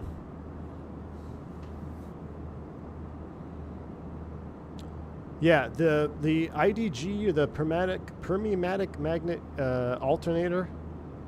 Yeah. JR Nam, what's up, man? From Texas. From Texas, man. It's a direct linkage of some sorts, yeah. How much does it cost to train as a pilot in the USA? Well, it really differs. And actually, someone in chat could probably answer, but it's probably a lot more now than it was when I trained, man. But it's probably cheaper than Europe. So. Alright, where are we flying over now? Let me zoom this map back out. So now we are getting close to Tucson. So we've got Marana off our left, Pinal County, Ryan Field, which is right down there. I went to Ryan for breakfast. I think that's Ryan Field right there, yeah. So there's a little, you know what? This is really crazy. So, small world. I wonder if I ever flew into or near Ryan Field when Flight Deck to Sim was training out here. So the flight academy that Flight Deck to Sim trained at, they would frequent this airfield right here. And we would frequent this airfield for flight student cross countries, and we'd go get breakfast. And I would see a bunch of those aircraft from his flight school. Every now and then they'd be parked on the ramp here as well. So I wonder if we ever crossed paths and just didn't know it. But Ryan Field, I would see a couple of those aircraft from that flight school. There's the old Tucson. Wow, look at that mine right there. Copper mines. All right, then we're going south, and then are those the missile silos over there? I don't think we're going to be able to see it from this far up.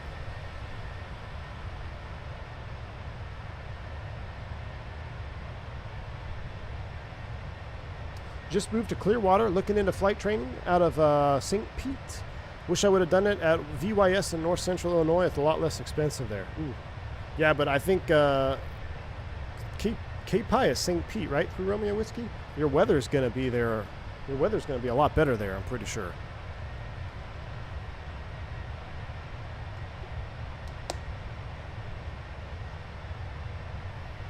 I'm pretty sure I have more training days. Let me see where I find this missile silo.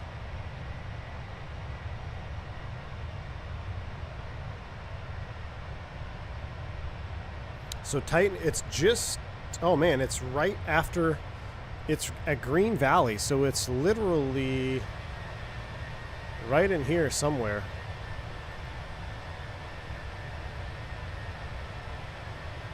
There's a museum down here somewhere with the missile silo. I just didn't know if it'd be viewable from, if there's anything visible.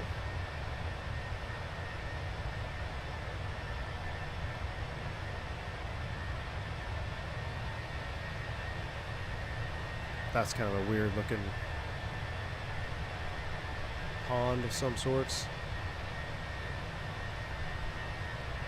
It might be like right in here. Off this road maybe. Probably have to take the Starship. Might need to do Starship Desert Flight is what we might need to do. We've been doing all our Starship flights in Florida. Might have to take it out to the desert. Yeah, a couple of nice rock quarries right there. All right, let's turn you down.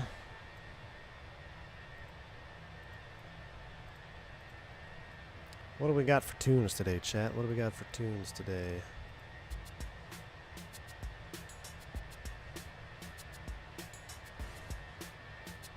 Oh, that's Starship music right there. We can't listen to the Starship song when we're flying the Airbus, can we? Or can we? I think we can.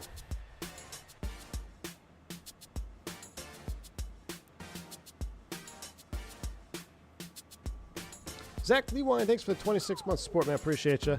Fly into Camarillo sometime. Waypoint Cafe is amazing. I'll have to check it out, man. I'll have to check it out, dude.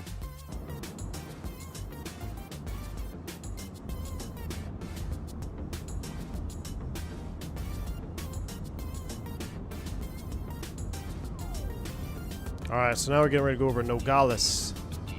And then we're going to make a turn over El Uro. El Uro?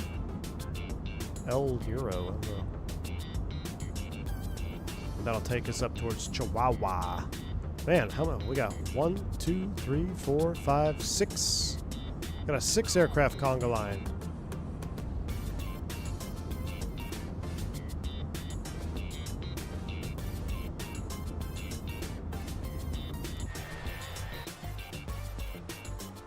What's this company message?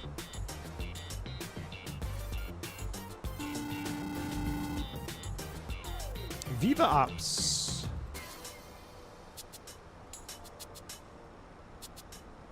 Jump seat view. Love it. I bet you took your Mustang down to Firebird Park. Allegedly.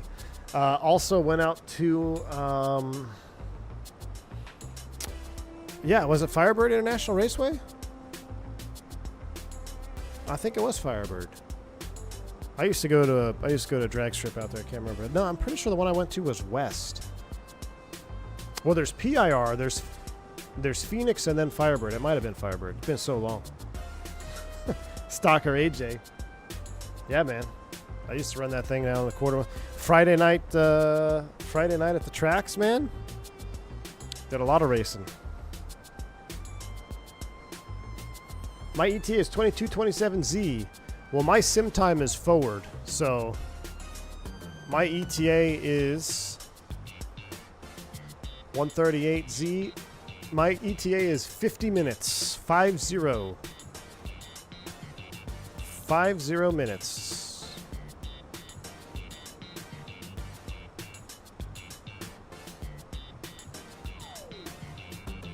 How's the FS Labs? Any benefits for the Fenix? The only thing that I can see that's a benefit is that the file structure instructions for custom cabin announcements aren't as confusing. And you have an MEL tech log, which I think is pretty cool. I do like the way the FS Labs does that random failure situation. I do like that. But other than those two things, I don't even think you can get custom sounds in the FS Labs, so I'm just saying that because I'm salty from earlier. But other than the MEL simulation, I don't think there's anything superior that I've seen yet. So that's it.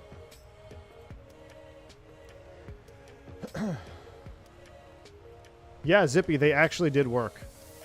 They did work, yeah.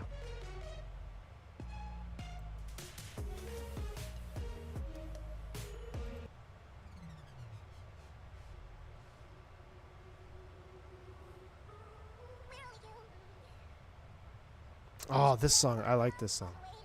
You guys don't like this song, but I like this song. Chipmunk song.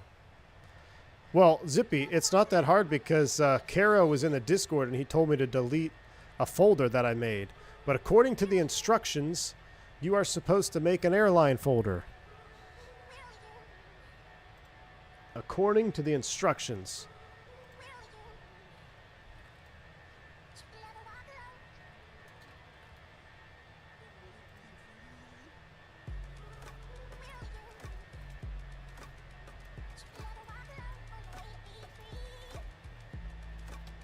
If I told you to create that, how many folders would you create? With that text right there, how many folders would you create? So you've got your community folder, which is 1. Your announcements folder, which is 2. The announcements folder inside your announcements folders, which is 3. The airline folder, which is 4. And then you would put in whatever you want into the airline folder. Apparently, that's not what you're supposed to do.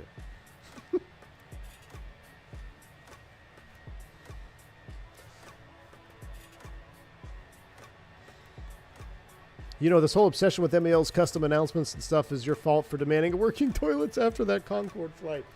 You know what, Team Vodka? I'm proud of it. We're holding devs to higher standards now.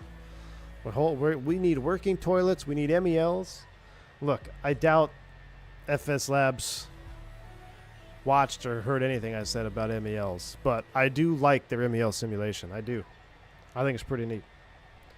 No toilet in the Starship, that is true. But when you develop an airplane that is the most advanced turboprop simulation with CRTs, HF, GNSS, nav, all this stuff, a side stick where you can pick VORs off the map and create a waypoint and flight plan with, if you create that, I'll pass on the toilet. I know, Steven, we're going to move the bar. We have working toilets, but now they won't implement sinks and soap. Exactly. If you're going to have a working toilet, you better have a working sink with disposable soap. That's for sure.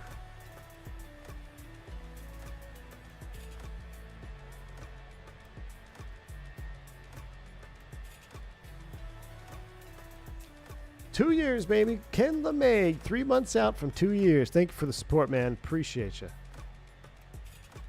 Oh my goodness. Alexandra Bellini dropping 50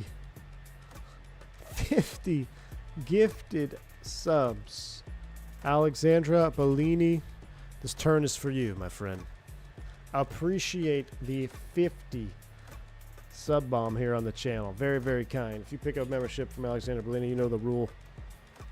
Don't say thank you to me. Come in here and say thank you to Alexandra Bellini. Thank you for the support. Appreciate you. Massive, massive gifted sub. Very kind.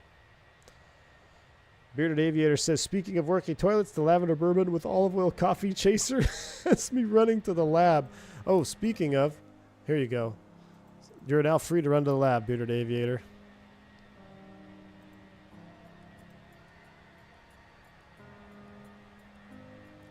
I feel like this is a nice soundtrack for like going to sleep here.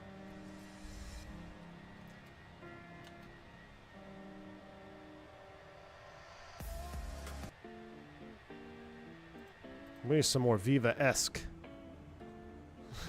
You got it, Bearded Aviator. Oh, ladies and gentlemen from the flight deck, just be advised, the flight attendants have told me that the forward lavatory is now inoperative due to Bearded Aviator drinking choices this afternoon. So I'm going to go ahead and ask the flight attendants to mark that the lavatory is inoperative and that everybody else congregate towards the rear of the cabin for the 2 remaining lavatories at the aft galley and the 2 mid-cabin lavatories as well. Everyone say thank you to that, Mr. Bearded Aviator, for ruining the forward lab for us. Thank you. How you doing, Alexander Bellini? AJ says, you know, if you hated the FS Labs, you could... I know, AJ. I know. Okay, whoever asked about FS Labs, I do like the fact that you can make PAs. I think that's pretty cool. Could be worse. The kid shoved the doll in the forward lab. 100%. 100%. We could have a forward lab stuck in the forward a plastic doll stuck in the forward lab. True story.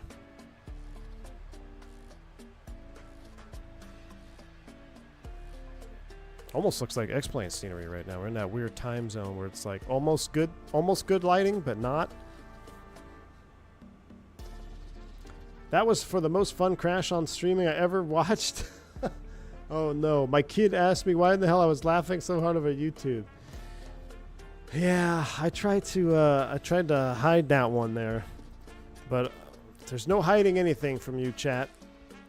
We definitely crashed that MD-80, but we had redemption. We had redemption, Alexandra Bellini.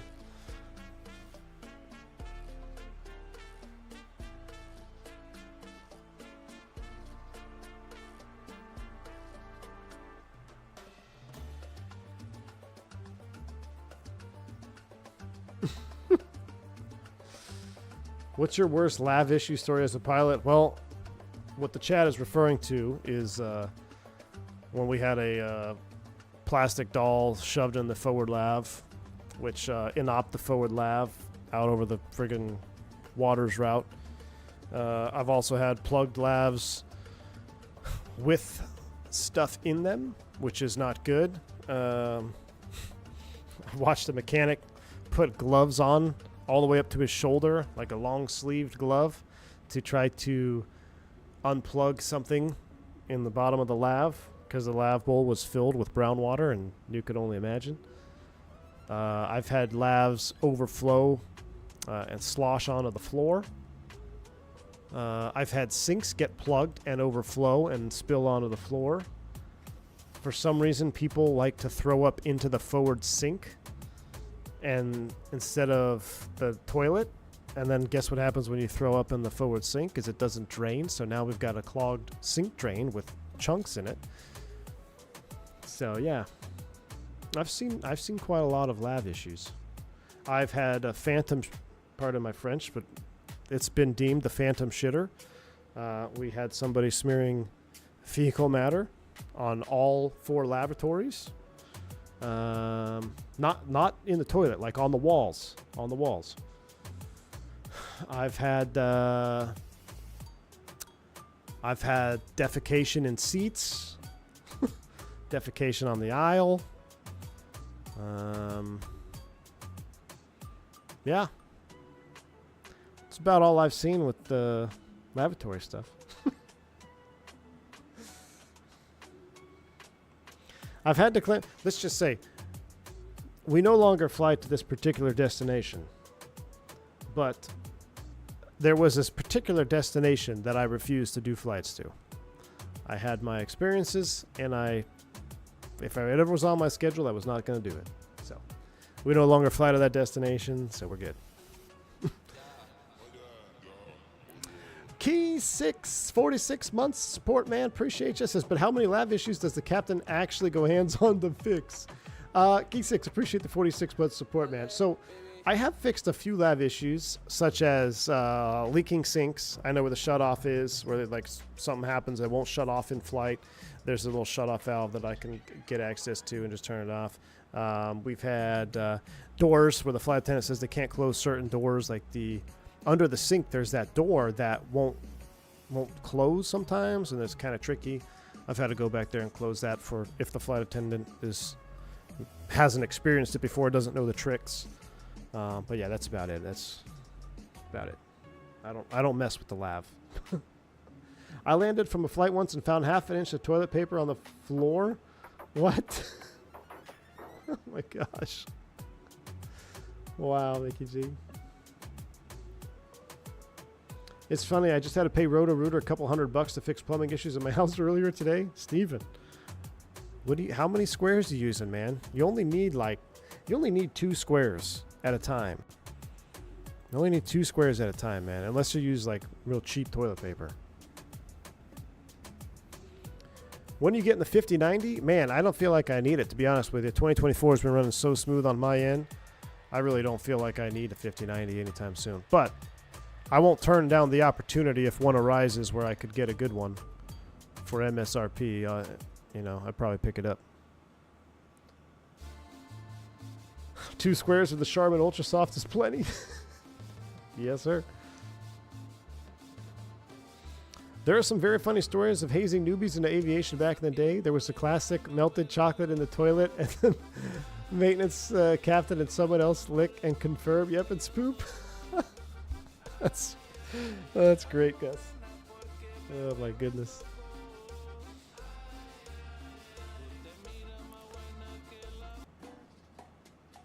What's a salsa song right here?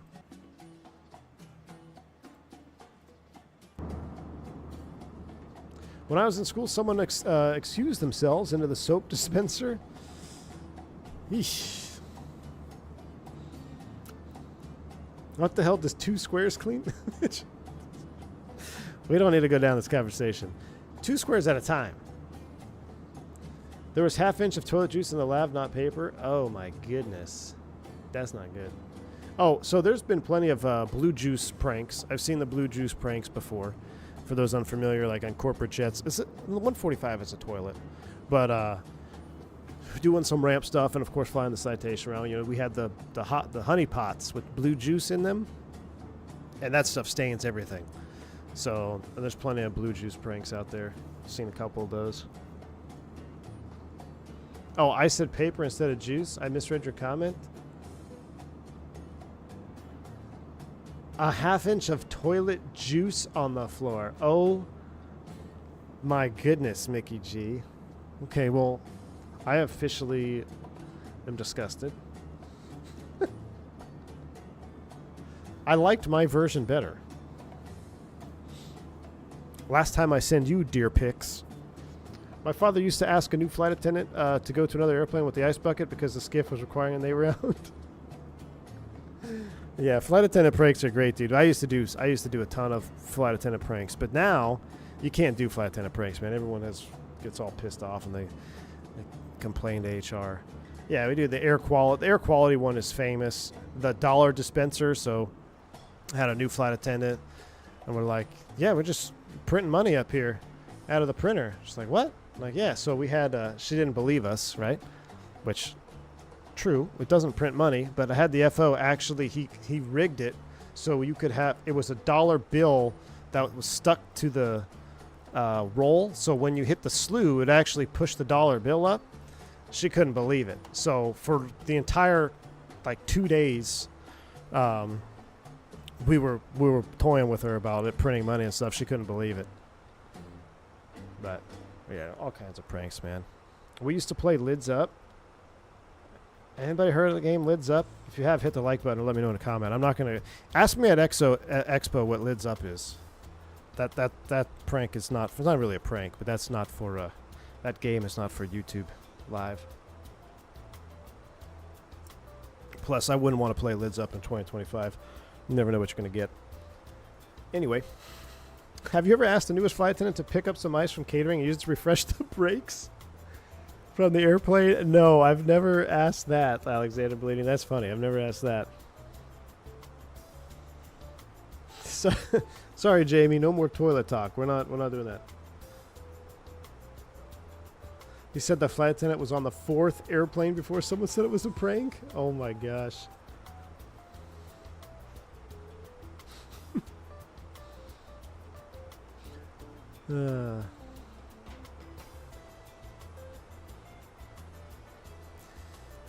Did you fly the 172 when you were in training? If so, what did you love most about it? Yes, I did fly the 172 when I was in flight training. I don't know if I loved anything about the 172, to be honest with you. I always thought the 172 was lame because it was a high wing, and I thought real airplanes were low wings. But the 172, I love that you can see down. You can really, the visibility for sightseeing is great on the 172. That's about it. But it's a great training airplane. I'll stand by that. I think the 172 is a fantastic training airplane. We used to make new grocery clerks shake up the salad dressing on the shelf because people were complaining that the Italian dressing was separating. That's funny, Tyson. Chris Duper says, I remember one dude who got completely drenched with blue and poop juice in Vegas, never came back after that. I don't blame him, Chris Duper. I don't blame him. Easter says, I wish I was in the U.S. to come to Expo. Yeah, man. It's my first one. I'm kind of excited. We'll see what's going on. In the service industry, we've got a few new servers to stir the ice in the ice maker so the ice on the bottom didn't get stale.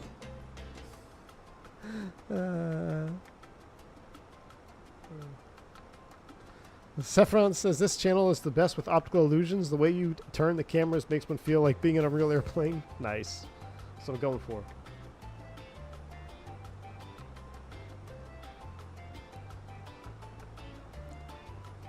Even worse than it's windy and blue juice lands on you. Yeah, Chris Duper. I always want you. Do you work ramp still, man? Who or how do you determine who's doing lav duty? I've always wondered, like, who's on lav duty? Who's got the poop truck? You know? How do you determine who's in? Is the last one to show up to work that day? I feel like, did I ask you that question before? I'm getting closer. Let's check our mileage. Oh, 138.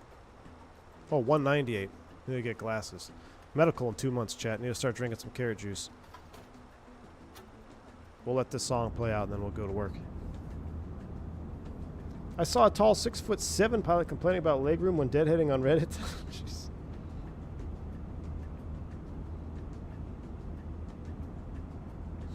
V1 lab simulations. V1 lab simulations. Oh, you're a DCA? Dang, dude. Gus started descent, 20 minutes remaining. Make sure your terrain push button is on, Gus. We don't want to have any mountains, you know, jumping out at you. Oh, you bid for lab service. Interesting. Our C-130s had urinals that would spit on you if you didn't stand aside when you opened the flap. That's the other thing. So, pro tip for anybody flying or anybody who is going to go fly to Expo, if you do use the lav, make sure you close the seat to the lav, or make sure you close the seat to the toilet before you flush it. Trust me. I've seen scientific data. You do not want to be flushing the toilet with the lid up in an airplane.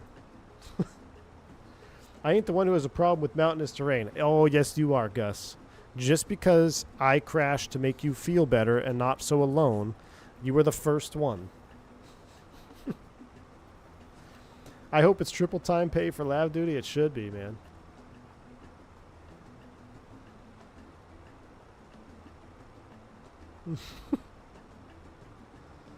I'm 6'4", 230, and I can barely fit into economy. Yeah. I hear you, man. Gus is a trailblazer of sorts. He is. He's a trailblazer. Or a mountain blazer. Do you have significant load times when first getting into the sim? No, Jonathan, I don't. The only times that I'll have a significant load time is like the first time I load into a new airplane that I've downloaded. The AnyBuilds 350 for me is the longest loading airplane in the sim. But even now in Sim Update 2, it's much quicker. But it does take a little while to load.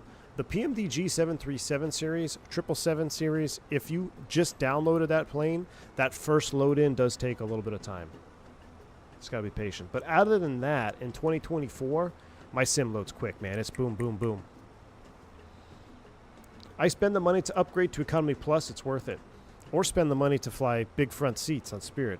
Thank me later. You will literally get, if your flight, here, Steven, if your flight's less than 2 hours, I wouldn't recommend this if you're going on a flight longer than 2 hours. But under 2 hours, big front seat on Spirit, you get unlimited food and snacks, and you have better snacks than any domestic carrier.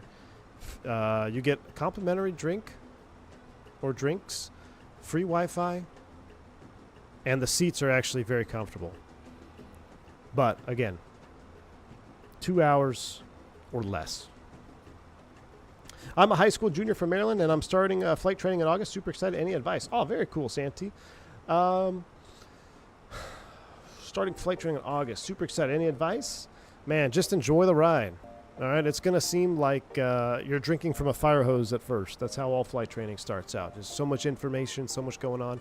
You might feel a little overwhelmed, but you got to remember you're only going to be a flight student once, so enjoy it.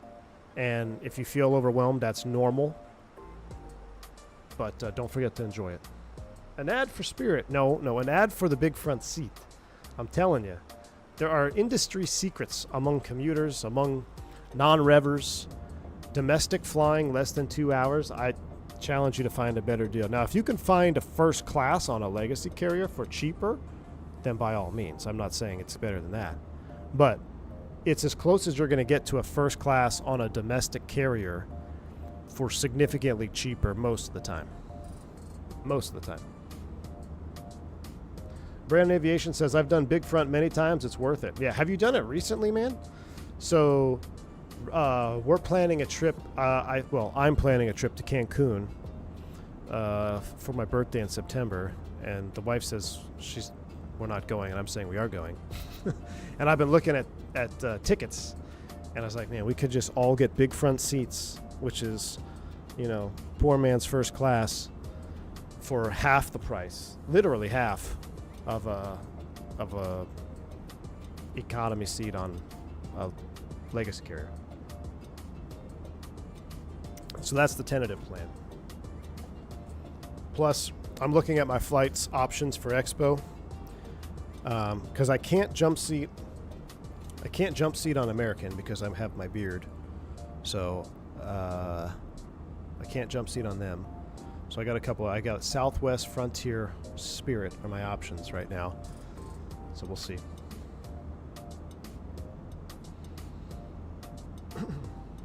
Zach says I flew big front seat on Spirit once, and honestly, it was great. Nice, man.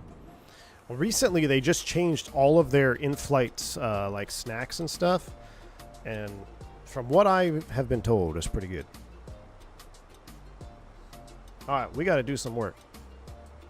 But I kind of like this song. It's kind of a vibe. Enter destination data. What we'll do is let's get the destination data.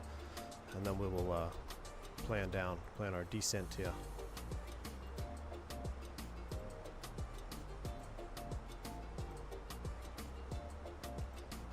Alright, Chihuahua 0808, 10 miles. Gus, what runway you landing on? Ooh, broken 7. Very cool. So we got a little bit of cloud action down there. 080 at 8. So what runway are we landing on? Gus is landing 18 left. Okay. R&P, yes please. VOR Zulu, no, let's do an R&P. Let's make Turkarian weep on this. Let's run this as an FLS approach. We'll do an FLS. FLS, yes please. So where's Turkarian at with his rigid wing flexed airplane? We're going to do R&P 18 left. Now let's mute the music and let's go to work. We'll set this up here. Alright, sounds are coming up. We're going to change arrival. No, we got the right one. RNAV 18 left. Alright, and... was there a star? Yeah, VIX... arrivals, RNAV 18 left. Victor 1 Alpha. 9,000 at Pelta. 9,000 at Pelta, so we'll go ahead and set 9,000. 9,000 is set in the mini FCU. Let's go plan mode. Let's zoom it in a little more. Alright, from Pelta, and then we'll go CU 501. So we probably need an approach via, which we load, yeah, we'll bring it off of Pelta. Insert that. We've got to select heading first because this is the different box that we have and it makes it do that. Re-engage, manage nav. Alt cruise nav is engaged, so we're re-naving to Pelton now.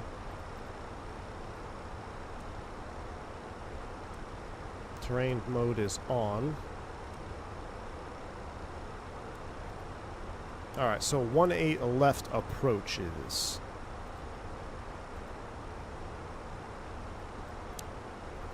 Alright, this is LNAV only, but we'll shoot it as... oh, so it's LNAV only with an MDA. So... yeah, we'll still run it like an FLS, right? I don't see why we can't. But we'll have 50, 60 plus 50. We'll call it 5110. 5110. 080. at 8. Temperature.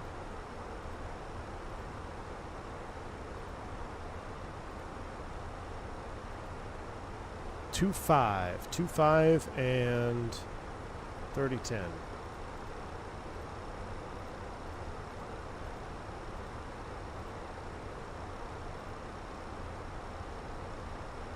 All right, so glide slope selected. We're going to keep that. So we'll run this as an FLS approach. We'll get our LS push buttons on.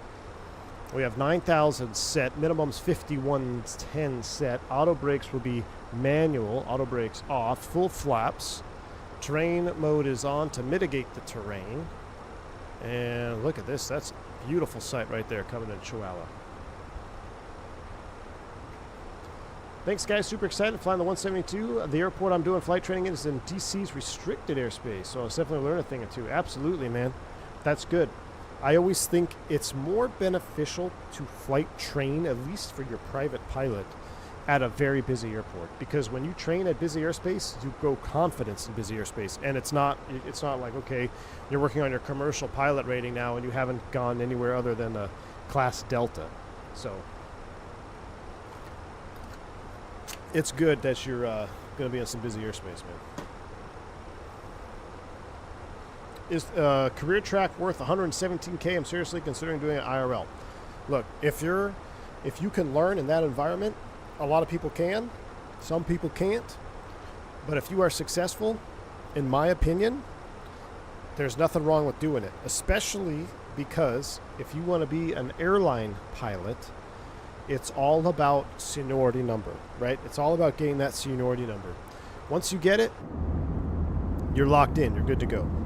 So getting that seniority number as quick as possible is going to be more beneficial to you. But not everybody can, A, afford a career track style of training, B, learn from that style of training, C,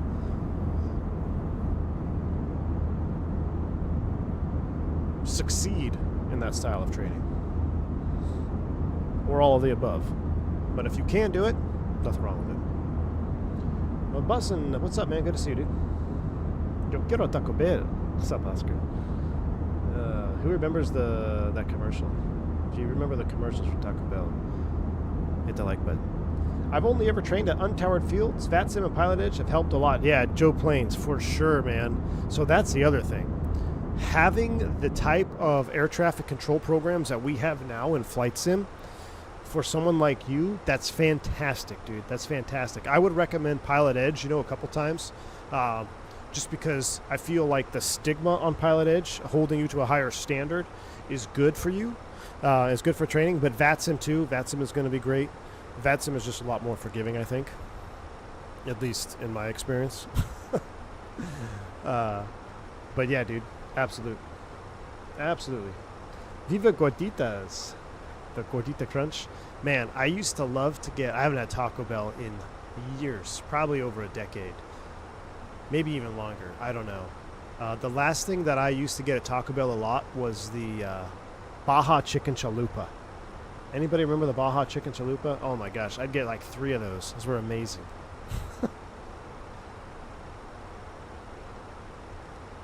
Coors Light and Twins commercials? Anyone? Oh yeah, Tyson. I'm also going into an aviation university. Dream is to fly a major airline. Really looking forward to the pathway programs. Yeah, Santi, that is a great option. That is another great option. So the pathway program, where you're flying for a flight school or training with a flight school that has a pathway program to either X regional or an interview to X airline. That's a great way to do it. That's, if I were to do it right now, if I were to start over right now and I was trying to get into flight training, that's what I would do. I would get into some sort of pathway program. Cinnabon Delights was my Taco Bell go-to. Oh, Mickey G. Does gordita means fat grilled Mexican? Really? Gordita? Does it really? Cheesy gordita crunch. My goodness. I had Villa Grande for lunch. Fantastic. I had the what did I have? What was that burrito called? Pablo Grande. something. It was delicious though. Poblano something. Had the poblano peppers, obviously the rice, cheese, fajita.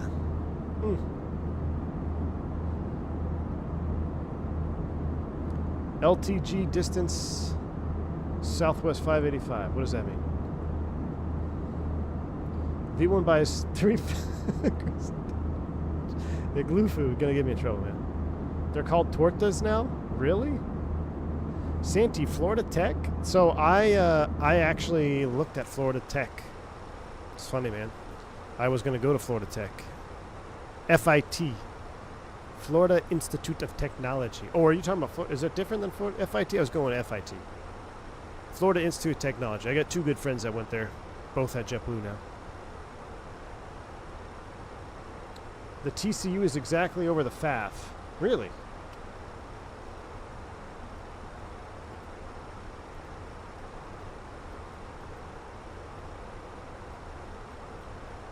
We're going to show Gus how to fly an RMP approach today. But we're going to do an FLS. Well, he's in Tolas. Tolas can do FLS, I think. Yeah, Florida Institute of Melbourne. Yeah, Florida Institute Tech, Melbourne. That's exactly where I went. I went there, toured the school. The only reason I didn't go there is because I decided to go... Well, let me rephrase. I thought that...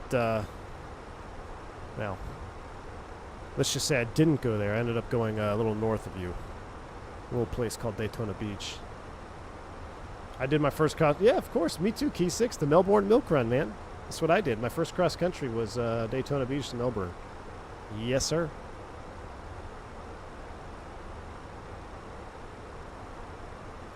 Chi-Chi's restaurant, that means boobs?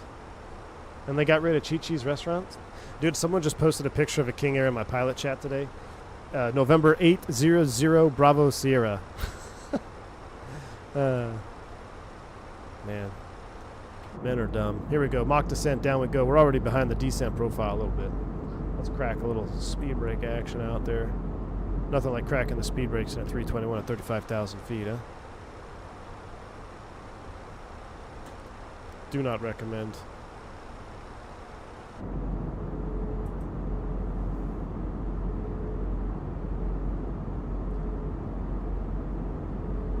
My first cross country was Ormond Beach to St. Augustine. Nice.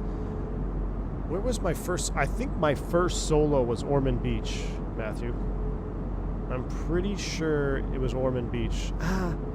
Was it the one where you come in over the road? Well, that really narrows it down, huh? Oh, you fly over the road on final. I want to say Ormond Beach was my first solo. I'd have to look at my logbook.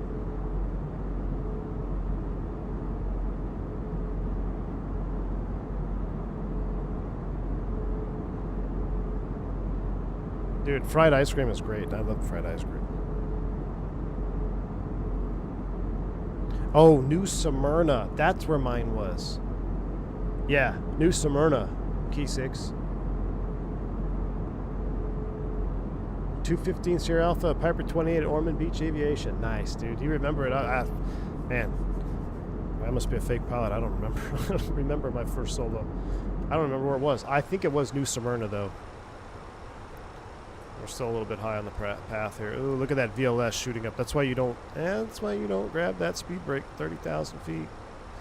We're gonna crack it a little bit. We're trying to catch up on it. Here we go. Down we go. Career Ocean. You just graduated from there. Nice, man. Welcome on board. You instructing or you doing flying stuff?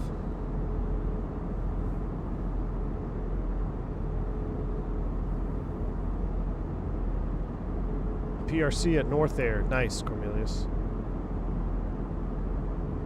So I got my PPL was at Prescott. My first solo was in Daytona Beach, and then I was I was in Prescott for my PPL check ride. Then my first flight, I do remember my first flight though. My first flight after getting my PPL, I took my dad to get pie in Payson, Arizona. We went from Prescott to Payson.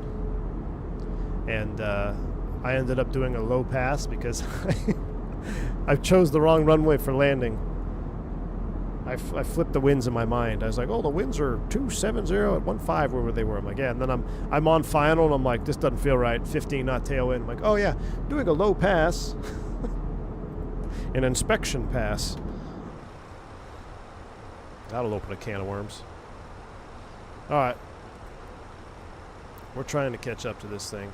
I'll tell you what we're gonna do. We're gonna do this. And then we're going to do this. We're going to go open descent. We're going to run the speed up. I don't know why our descent speed is so slow. That's what's killing us here. Why is it 250? Did we not adjust that? Perf. 250 in the descent? No siree. This will help pick it up here. Down to we'll do 335. It seems pretty smooth. Seatbelt sight's coming on. Down we go. Is there a maximum deployment speed for speed brakes? Nope. There's no maximum deployment speed. However, up at altitude, you got to be very, very careful.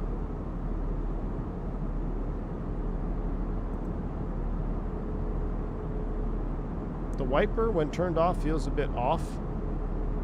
What do you mean? Did you stow it? Is it not stowing? Got caught up on PPL there, did instrument there, and got too expensive, so I left, went to campus to Phoenix East Aviation. Very cool, Career Ocean. Nice, man.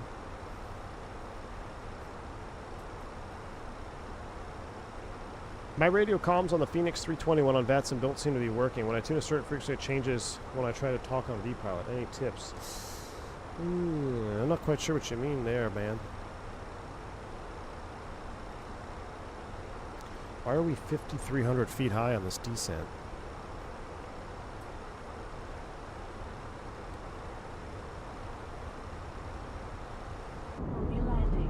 Please return to your seat and ensure Canadian, my man. What's going on, dude? Long time no see. How you been, bud? if your window shade is drawn, please open it now. All hand luggage must be restowed under the seat in front of you or in the overhead bins. Anchor's out. Oh, that looks amazing, though. Look at those clouds. Nice, white, fluffy clouds. Passing through to complete Beautiful. the final check of the cabin. Please take a moment to check your seat and seat pocket for any unwanted items and pass them to the crew. We also ask that you assist us by arranging your seat pocket so that the safety card is facing the front. Dive, dive. Let's see, 8 miles. Oh, geez. Well, we caught up to a little bit, 3,500. At or above 11, 9,000 at Pelta.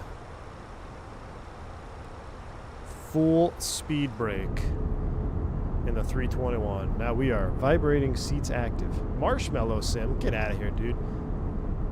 Unless that's a good thing.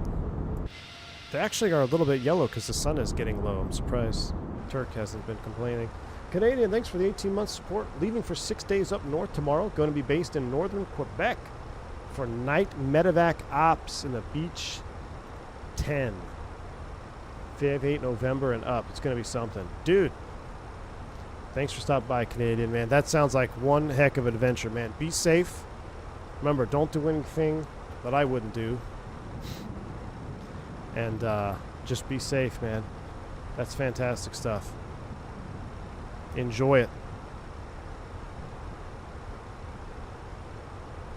All right, Magic Barrel Ref has been set 2908. I'm hearing thunder.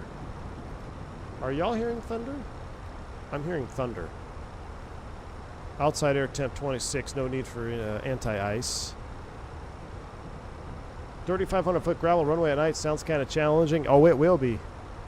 It will be, Canadian. But just think, man, when you get out of that, you're gonna look back. Hopefully, when you look back a year, 2 years from now, you look back to that first TDY. I don't know if you call it TDY, but temporary duty or something. That's what we would call it. And they send you out somewhere temporary.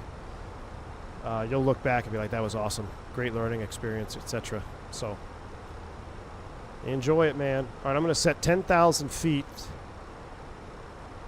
I'm going to level at 10, then we're going to rip this. Then we're going to slow down here. We got to get control of our Airbus. Things are out of control right now. Things are out of control. Roll that speed back before the engine speeds up. Let's come all the way back to 210. We're level, full speed brakes. Flight attendants, please prepare for landing. Get our Chinese speed brakes out. Echo, report clearing 36 left. 12 traffic, Viva 357 out of 10,000 feet. We're getting ready to shoot the RNAV 18 left from Charlie Uniform 504 inbound. Chihuahua traffic. Good luck, and we're all counting them. Hey, I'm just glad you didn't hit the mountain, boss.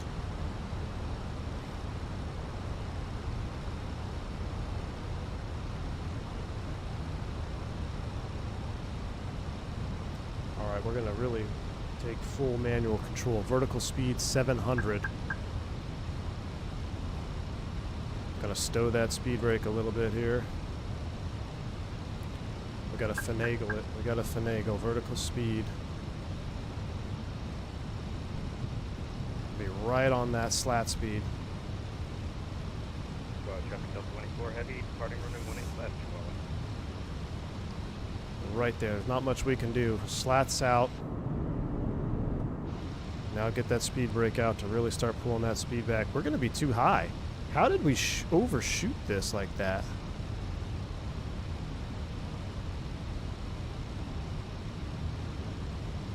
Ruby.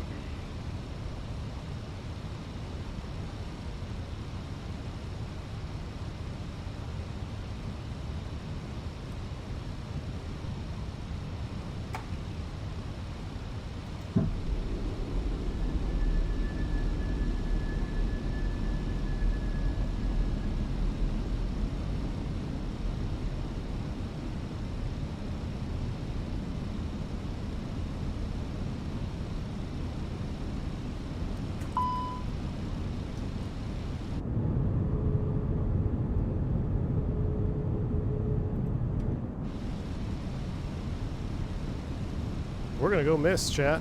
There's no way. There's no way. FAF 6440, that's it. There's no way we're gonna be stable. Well, chat. We're going around.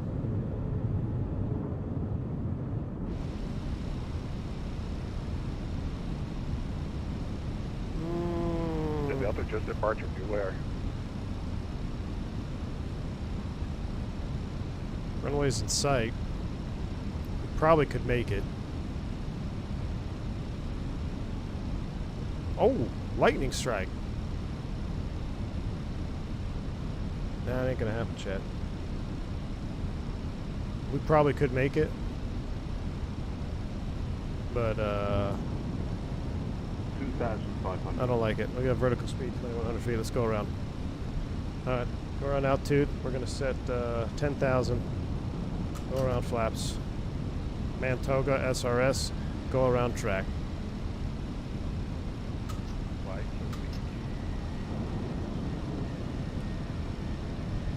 Flaps 3, positive rate, gear up. Control traffic, I've Viva 357 going around off 18 left. Jeez.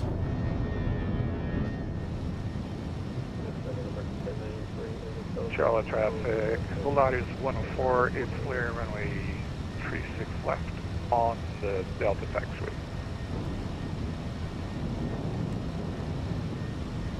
Alright, let's go ahead and pull for open. We're going to clean this up here. Thrust climb, open climb, flaps 1, speed checks, flaps 1.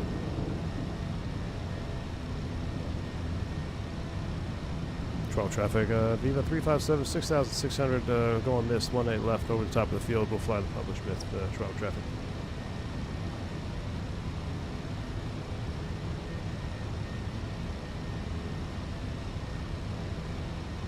Man, look at that climb perf. Look at that climb perf. What is our weight? 172. Yeah, we are kind of heavy. Here comes S speed. So go around is missed. Climbing right to Pelta. Hold at 9,000. We'll actually set 9,000 blue. There's S speed. Flaps are up. Slats are coming in. This will help get us some perf here. Wow, look at that thunderstorm out off the right. There's lightning coming out of that one. Bill's Mafia. Man, it's funny you said that. My mind was right there too. All right. We're looking good at some point.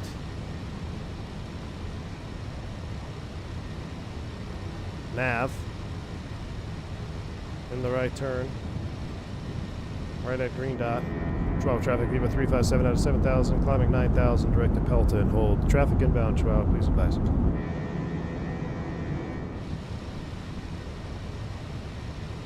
Hovering right on that green dot idle. Let's go ahead and manage the speed. Select 240. Speed alt star. What is that? 225 plus 10 plus 20. 245. Shoot.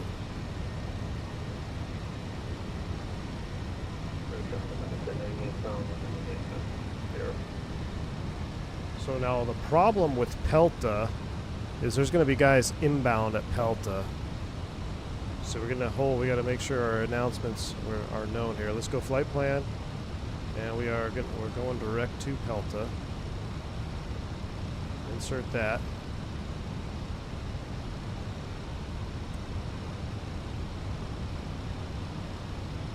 Now I don't know if we're going to have to hold over Pelta or not. This guy's inbound. Travel traffic, Viva 357, 9,000 feet. Going direct to Pelta. We're planning to cross Pelta at 9,000 for another shot at the RNAV. 18 to the left, travel traffic.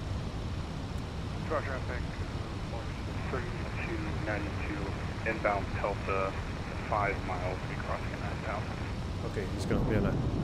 Alright, Viva 357, we'll do the turn and hold at 8,000 over Pelta for inbound traffic. Alright, down to 8. We're gonna set this up for a hold here. So Pelta, hold, right turns. We'll just do the computed hold actually. So we'll do the computed hold. We'll insert that. That's not right. It should be inbound 093.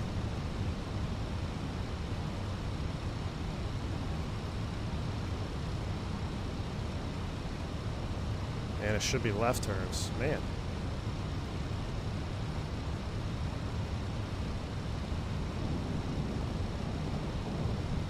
093 inbound left turns. All right, down to 8,000. We're looking good. Well, ladies and gentlemen, from the flight deck here, just apologize for the slight delay here. It appears to be the Viva Airbus that landed in front of us. They left some parts of their landing gear on the runway. So they got some airport vehicles out there right now that are just doing a runway inspection to make sure all that debris has been cleaned up. Once that debris has been cleaned up, we'll be inbound for a second approach. Do apologize for the slight delay. We'll be on the ground here about 10-15 minutes. All right, let's try this again. 8,000. We'll probably end up doing one turn in the hold, and then we'll be inbound.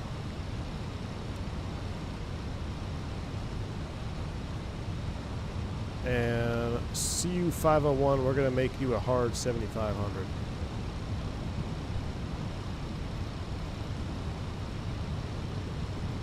That's what we're gonna do. All right. Man, there's some thunderstorms in the air. Look at that. My goodness. I wish we were in Sim Update 3 because I heard the thunderstorms in Sim Update 3 are insane. All right, so let's do our after takeoff checklist. Gears up, flaps up, we'll reconfigure. We need to recycle the box. We'll come down here. We'll reactivate the approach phase. We'll reactivate it. We can disarm the approach. Uh-oh, what do they need? Yes? The cabin is now secure for landing. Roger. All right, cabin is now secured for landing because I was super concerned about that on my first approach. That's why I went around. Terrain ahead. What? Travel traffic. Terrain check. Ahead. 3292, turning Wow. final. Terrain 18 ahead. left. Control. That's pretty cool. Magic Pair Ref update. We're supposed to be at 9,000, but there's traffic crossing at 9, so we are doing an unauthorized low orbit at 8,000.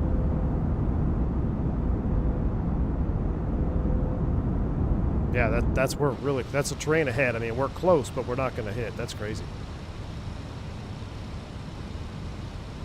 Travel traffic, Viva 357, 8,000 feet over Pelta. Procedure turn inbound. We will be inbound from Pelta for RNAV 18 left. Shades of Avianca 357. Yeah, shades of... Man, if I crashed the Airbus on stream, I'd never hear the end of it. I actually probably quit streaming. That would just be unacceptable, even though we do sketchy things here.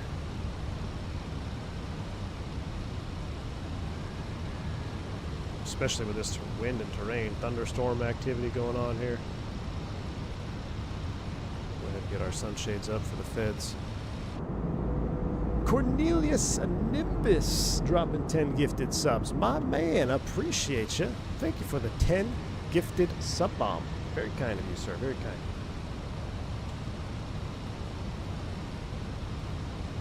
Get the full map on. Man, the thunderstorms are rolling in here. Look at this. Water's in the house. Water, how you been, man? You're alive. Thought you're gone, man. Welcome back. Jipwiz, what do you think? You're flying an MD-80? JJ, it's definitely, we're 1,000 feet below the restricted. We modified our altitude for inbound traffic. You're still cursed, thrust set. I know it. Wow, it looks awfully gray out there. We probably don't have to do... we'll do the turn here. We'll be fine. East Coast Inc. What's going on, man? Dude, this weather is insane right now. Look at that. BFU winds, weather radar. What? Okay, he's short final. Alright, so we're turning inbound.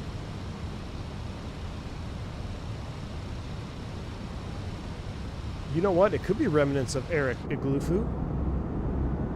Captain Jeeb, I don't know if it's... I don't know. I know I've had wind shear, though, so pretty dang close.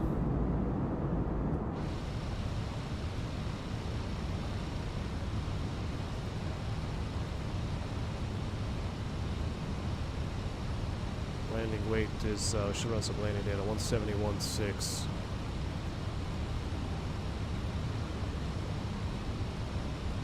Full reverse, flaps full.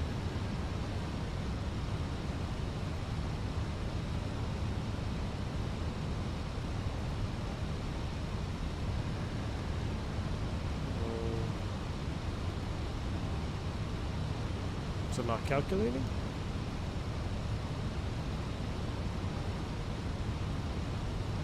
I don't know, I'm not getting any data.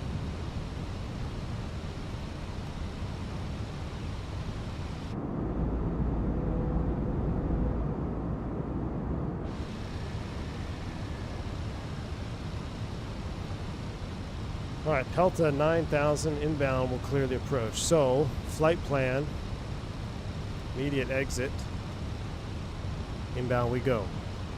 Chihuahua traffic, Viva 3576 from Pelta, inbound, RNAV 18 left, Chihuahua traffic. Squad traffic, Polaris 32,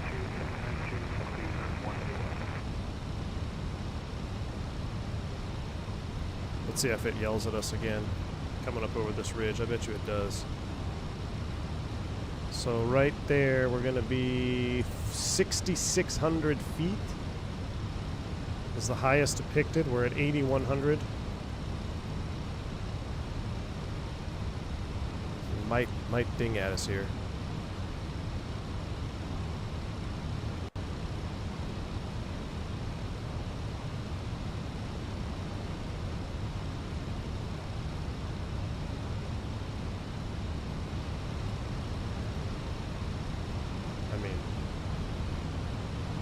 That looks awesome. I mean, we hit it right when there's the freaking thunderstorm.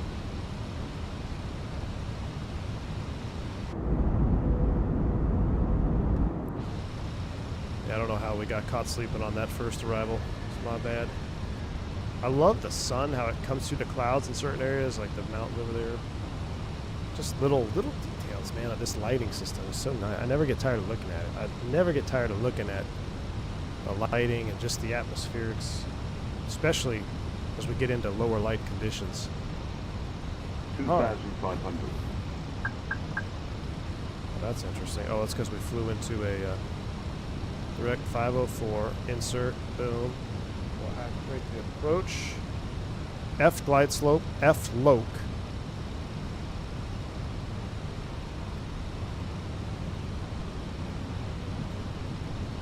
And we'll set 7,500 just for right now. 7500 is set. F glide slope, F float captured. Come back to 180. Lights are still on. We're reactivated in the box. We're looking good. Oh, flight recorder.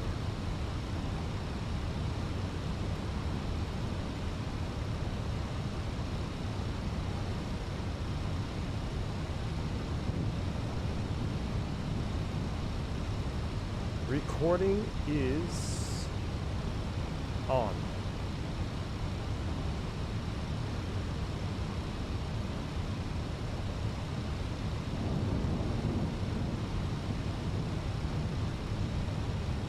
We're doing LNAV nins. We're 5110. Flaps 1, speed checks. Slats are coming out. We got lightning all around us. Yeah, we got plenty of gas. We're still at 10.3. Slippery 321 though. Runway's inside off the nose.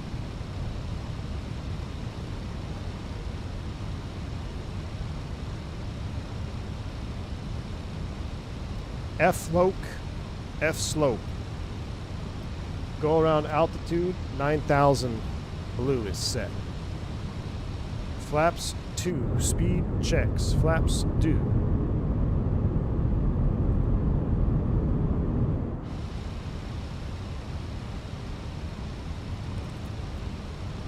Manage speed, gear down.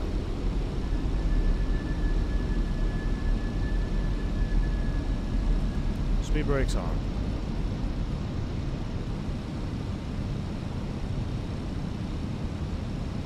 VFE next, minus 10, flaps 3.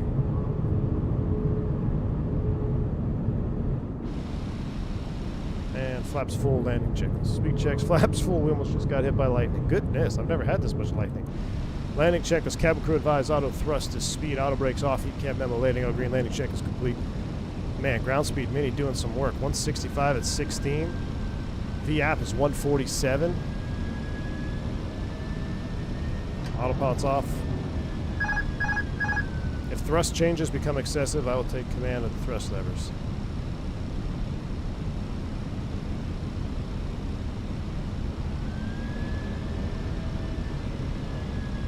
Those winds are shifting. My goodness. Alright, you're done auto thrust. Auto thrust off. That's me. I have the thrust levers. Minimum. Landing. Alright, let's go. Flight director's off. Give me the bird. Oh, it's... No, I don't want expedite climb. No, I thought that was my flight director's off. Oh my goodness. Apparently my binding isn't working anymore. Expedite is normally flight director off on my mini FCU. 500. Last thing you want to do is on finals expedite climb. My goodness, the winds are shifted though. Now we got a quartering tailwind direct crosswind. What is going on here? What is going on here, Chad? 100.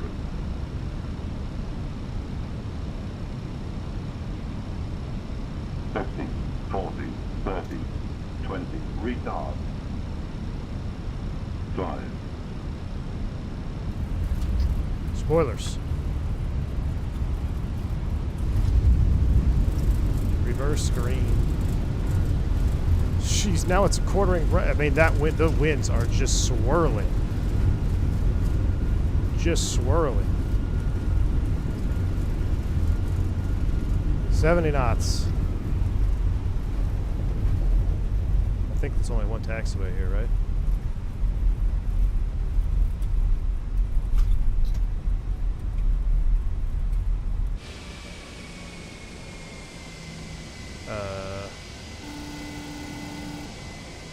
What is that? What in tarnation? Do we go down it or do we back taxi?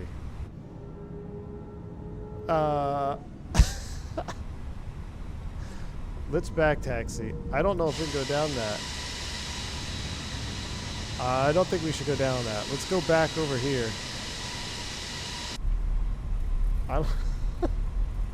We've been adoboed. Look at the sky colors, though.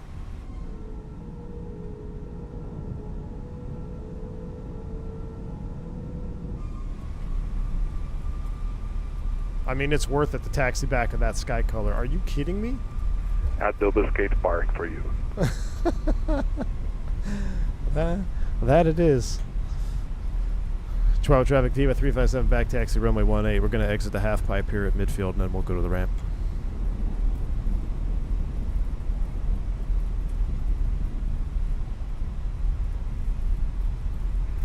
Nothing less than a 900 for me, okay?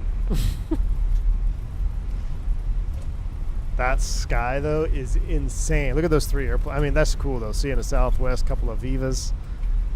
That's a screenshot right there. Man, I almost hit screenshot right when the lightning hit. That is stunning. I'm a ramper at Denver while I wait for a DPE date for my CFI. Viva brings in 3 tons from Chihuahua. They have some crazy liveries. Nice, man.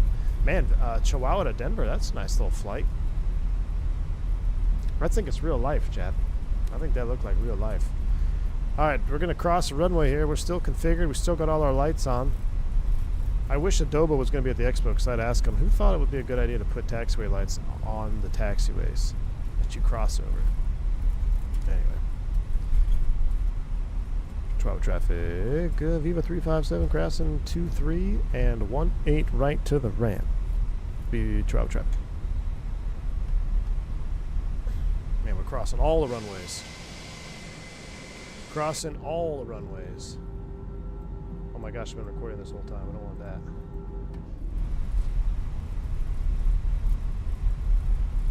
that. AI did that?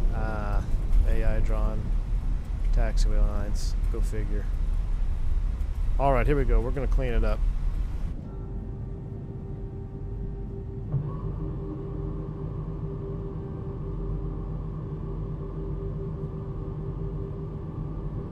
Estimados pasajeros, por su propia seguridad, les solicitamos permanecer sentados hasta que el avión se haya detenido. Alright, we'll take it right up here to the gate. Capitán, apague la señal de abrochar sus cinturones. Les recordamos tener cuidado al abrir los compartimentos superiores y se...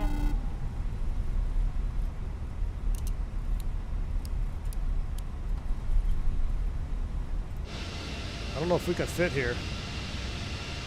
We're going to do it.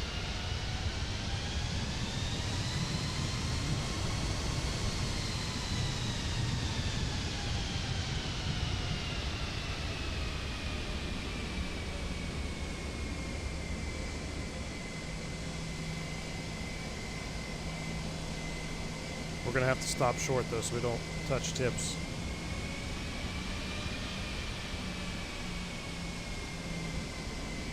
Because we will, right? Oh my gosh. I'm cheating. Look at me cheating to the left, to the right, though. Just enough. I should have stayed on the line. I think we would have been fine. That is a tight... Would we have touched? I think we would have touched if I was centered up. My goodness. Just no eye contact. Before our scheduled arrival time. All right. Viva Aerobus, we are committed to getting you to your destination on time, every time. Amen to that. All right, I was going to shut it down, but let's just go into replay mode. All right, into replay mode we will go. Let me see what our landing rate was. It was an honor and a privilege flying with you, gentlemen.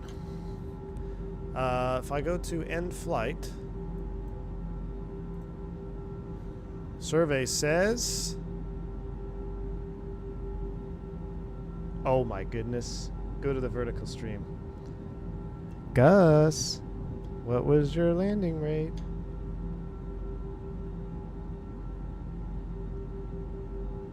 Who's ready for this? Landing rate, chat, 15.5 feet per minute. 15.5, 0.98 Gs. Rumor has it, we're still floating down the runway. 15.5 on the landing rate. at less than 1G. Goated. Goated. All right, let's do replay. We're going to disconnect. Replay's up. Oh, I forgot to turn the lights on before hitting replay. Hold on, pause replay. Lights on. Resume replay. Ah. That's fine, we'll just have to listen to it clicking for a minute. Let's run it forward, get it loaded up. Yeah, Bill's Mafia, these conditions, we got thunderstorms all over the area, man. Less than 1G is possible? Listen, guys, I'm not arguing about the G's. But 15.5 feet per minute, that might be a record for me in the Fenix. 15.5. 15.5.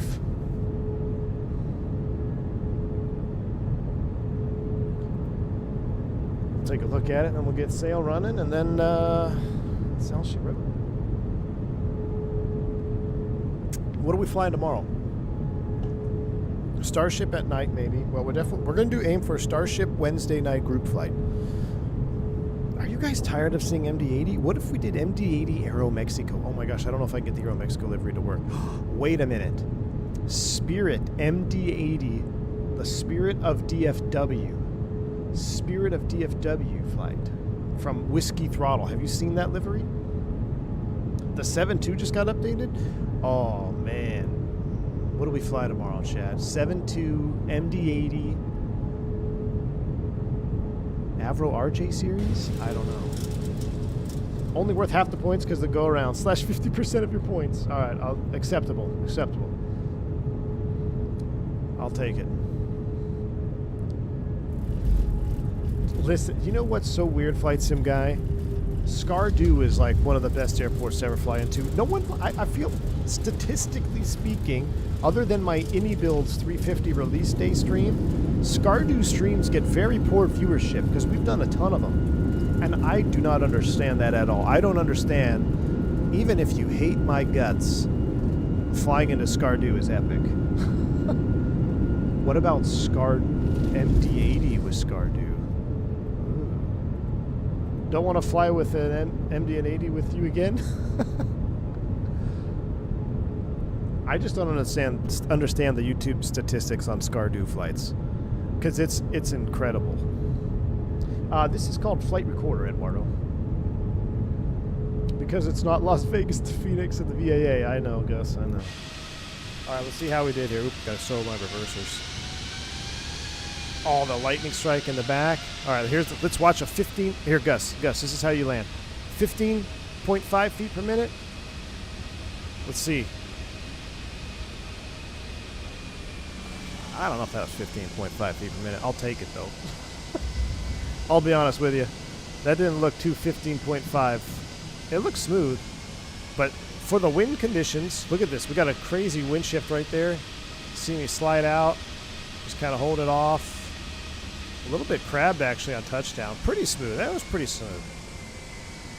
Looked firm to you. Good way to get banned. No, I'm just kidding. All right.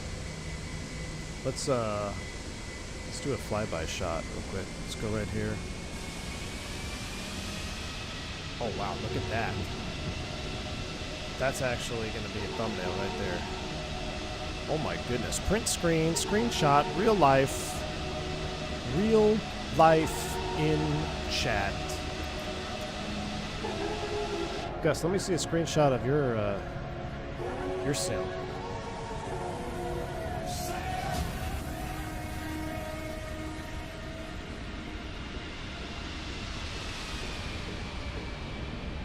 Oh, we touched down way down here, actually. Oh, that actually looked pretty greasy. Come on. Watch it from this angle. I'll slow it down, too. That actually looked pretty greasy. Because we were so low, we just like, it just kind of, the runway just came up and met us.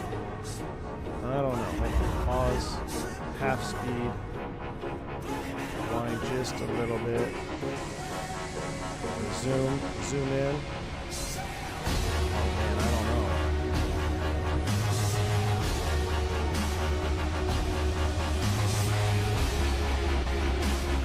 I mean, we weren't at the runway. We just kind of, the runway came up to get us. The first angle looked firm, though. I agree. All right, I'll give you guys a wing view. Hold on, let me stop the replay. Let me get the lights on proper. Lights are on. Okay. Replay's up. Full replay for you.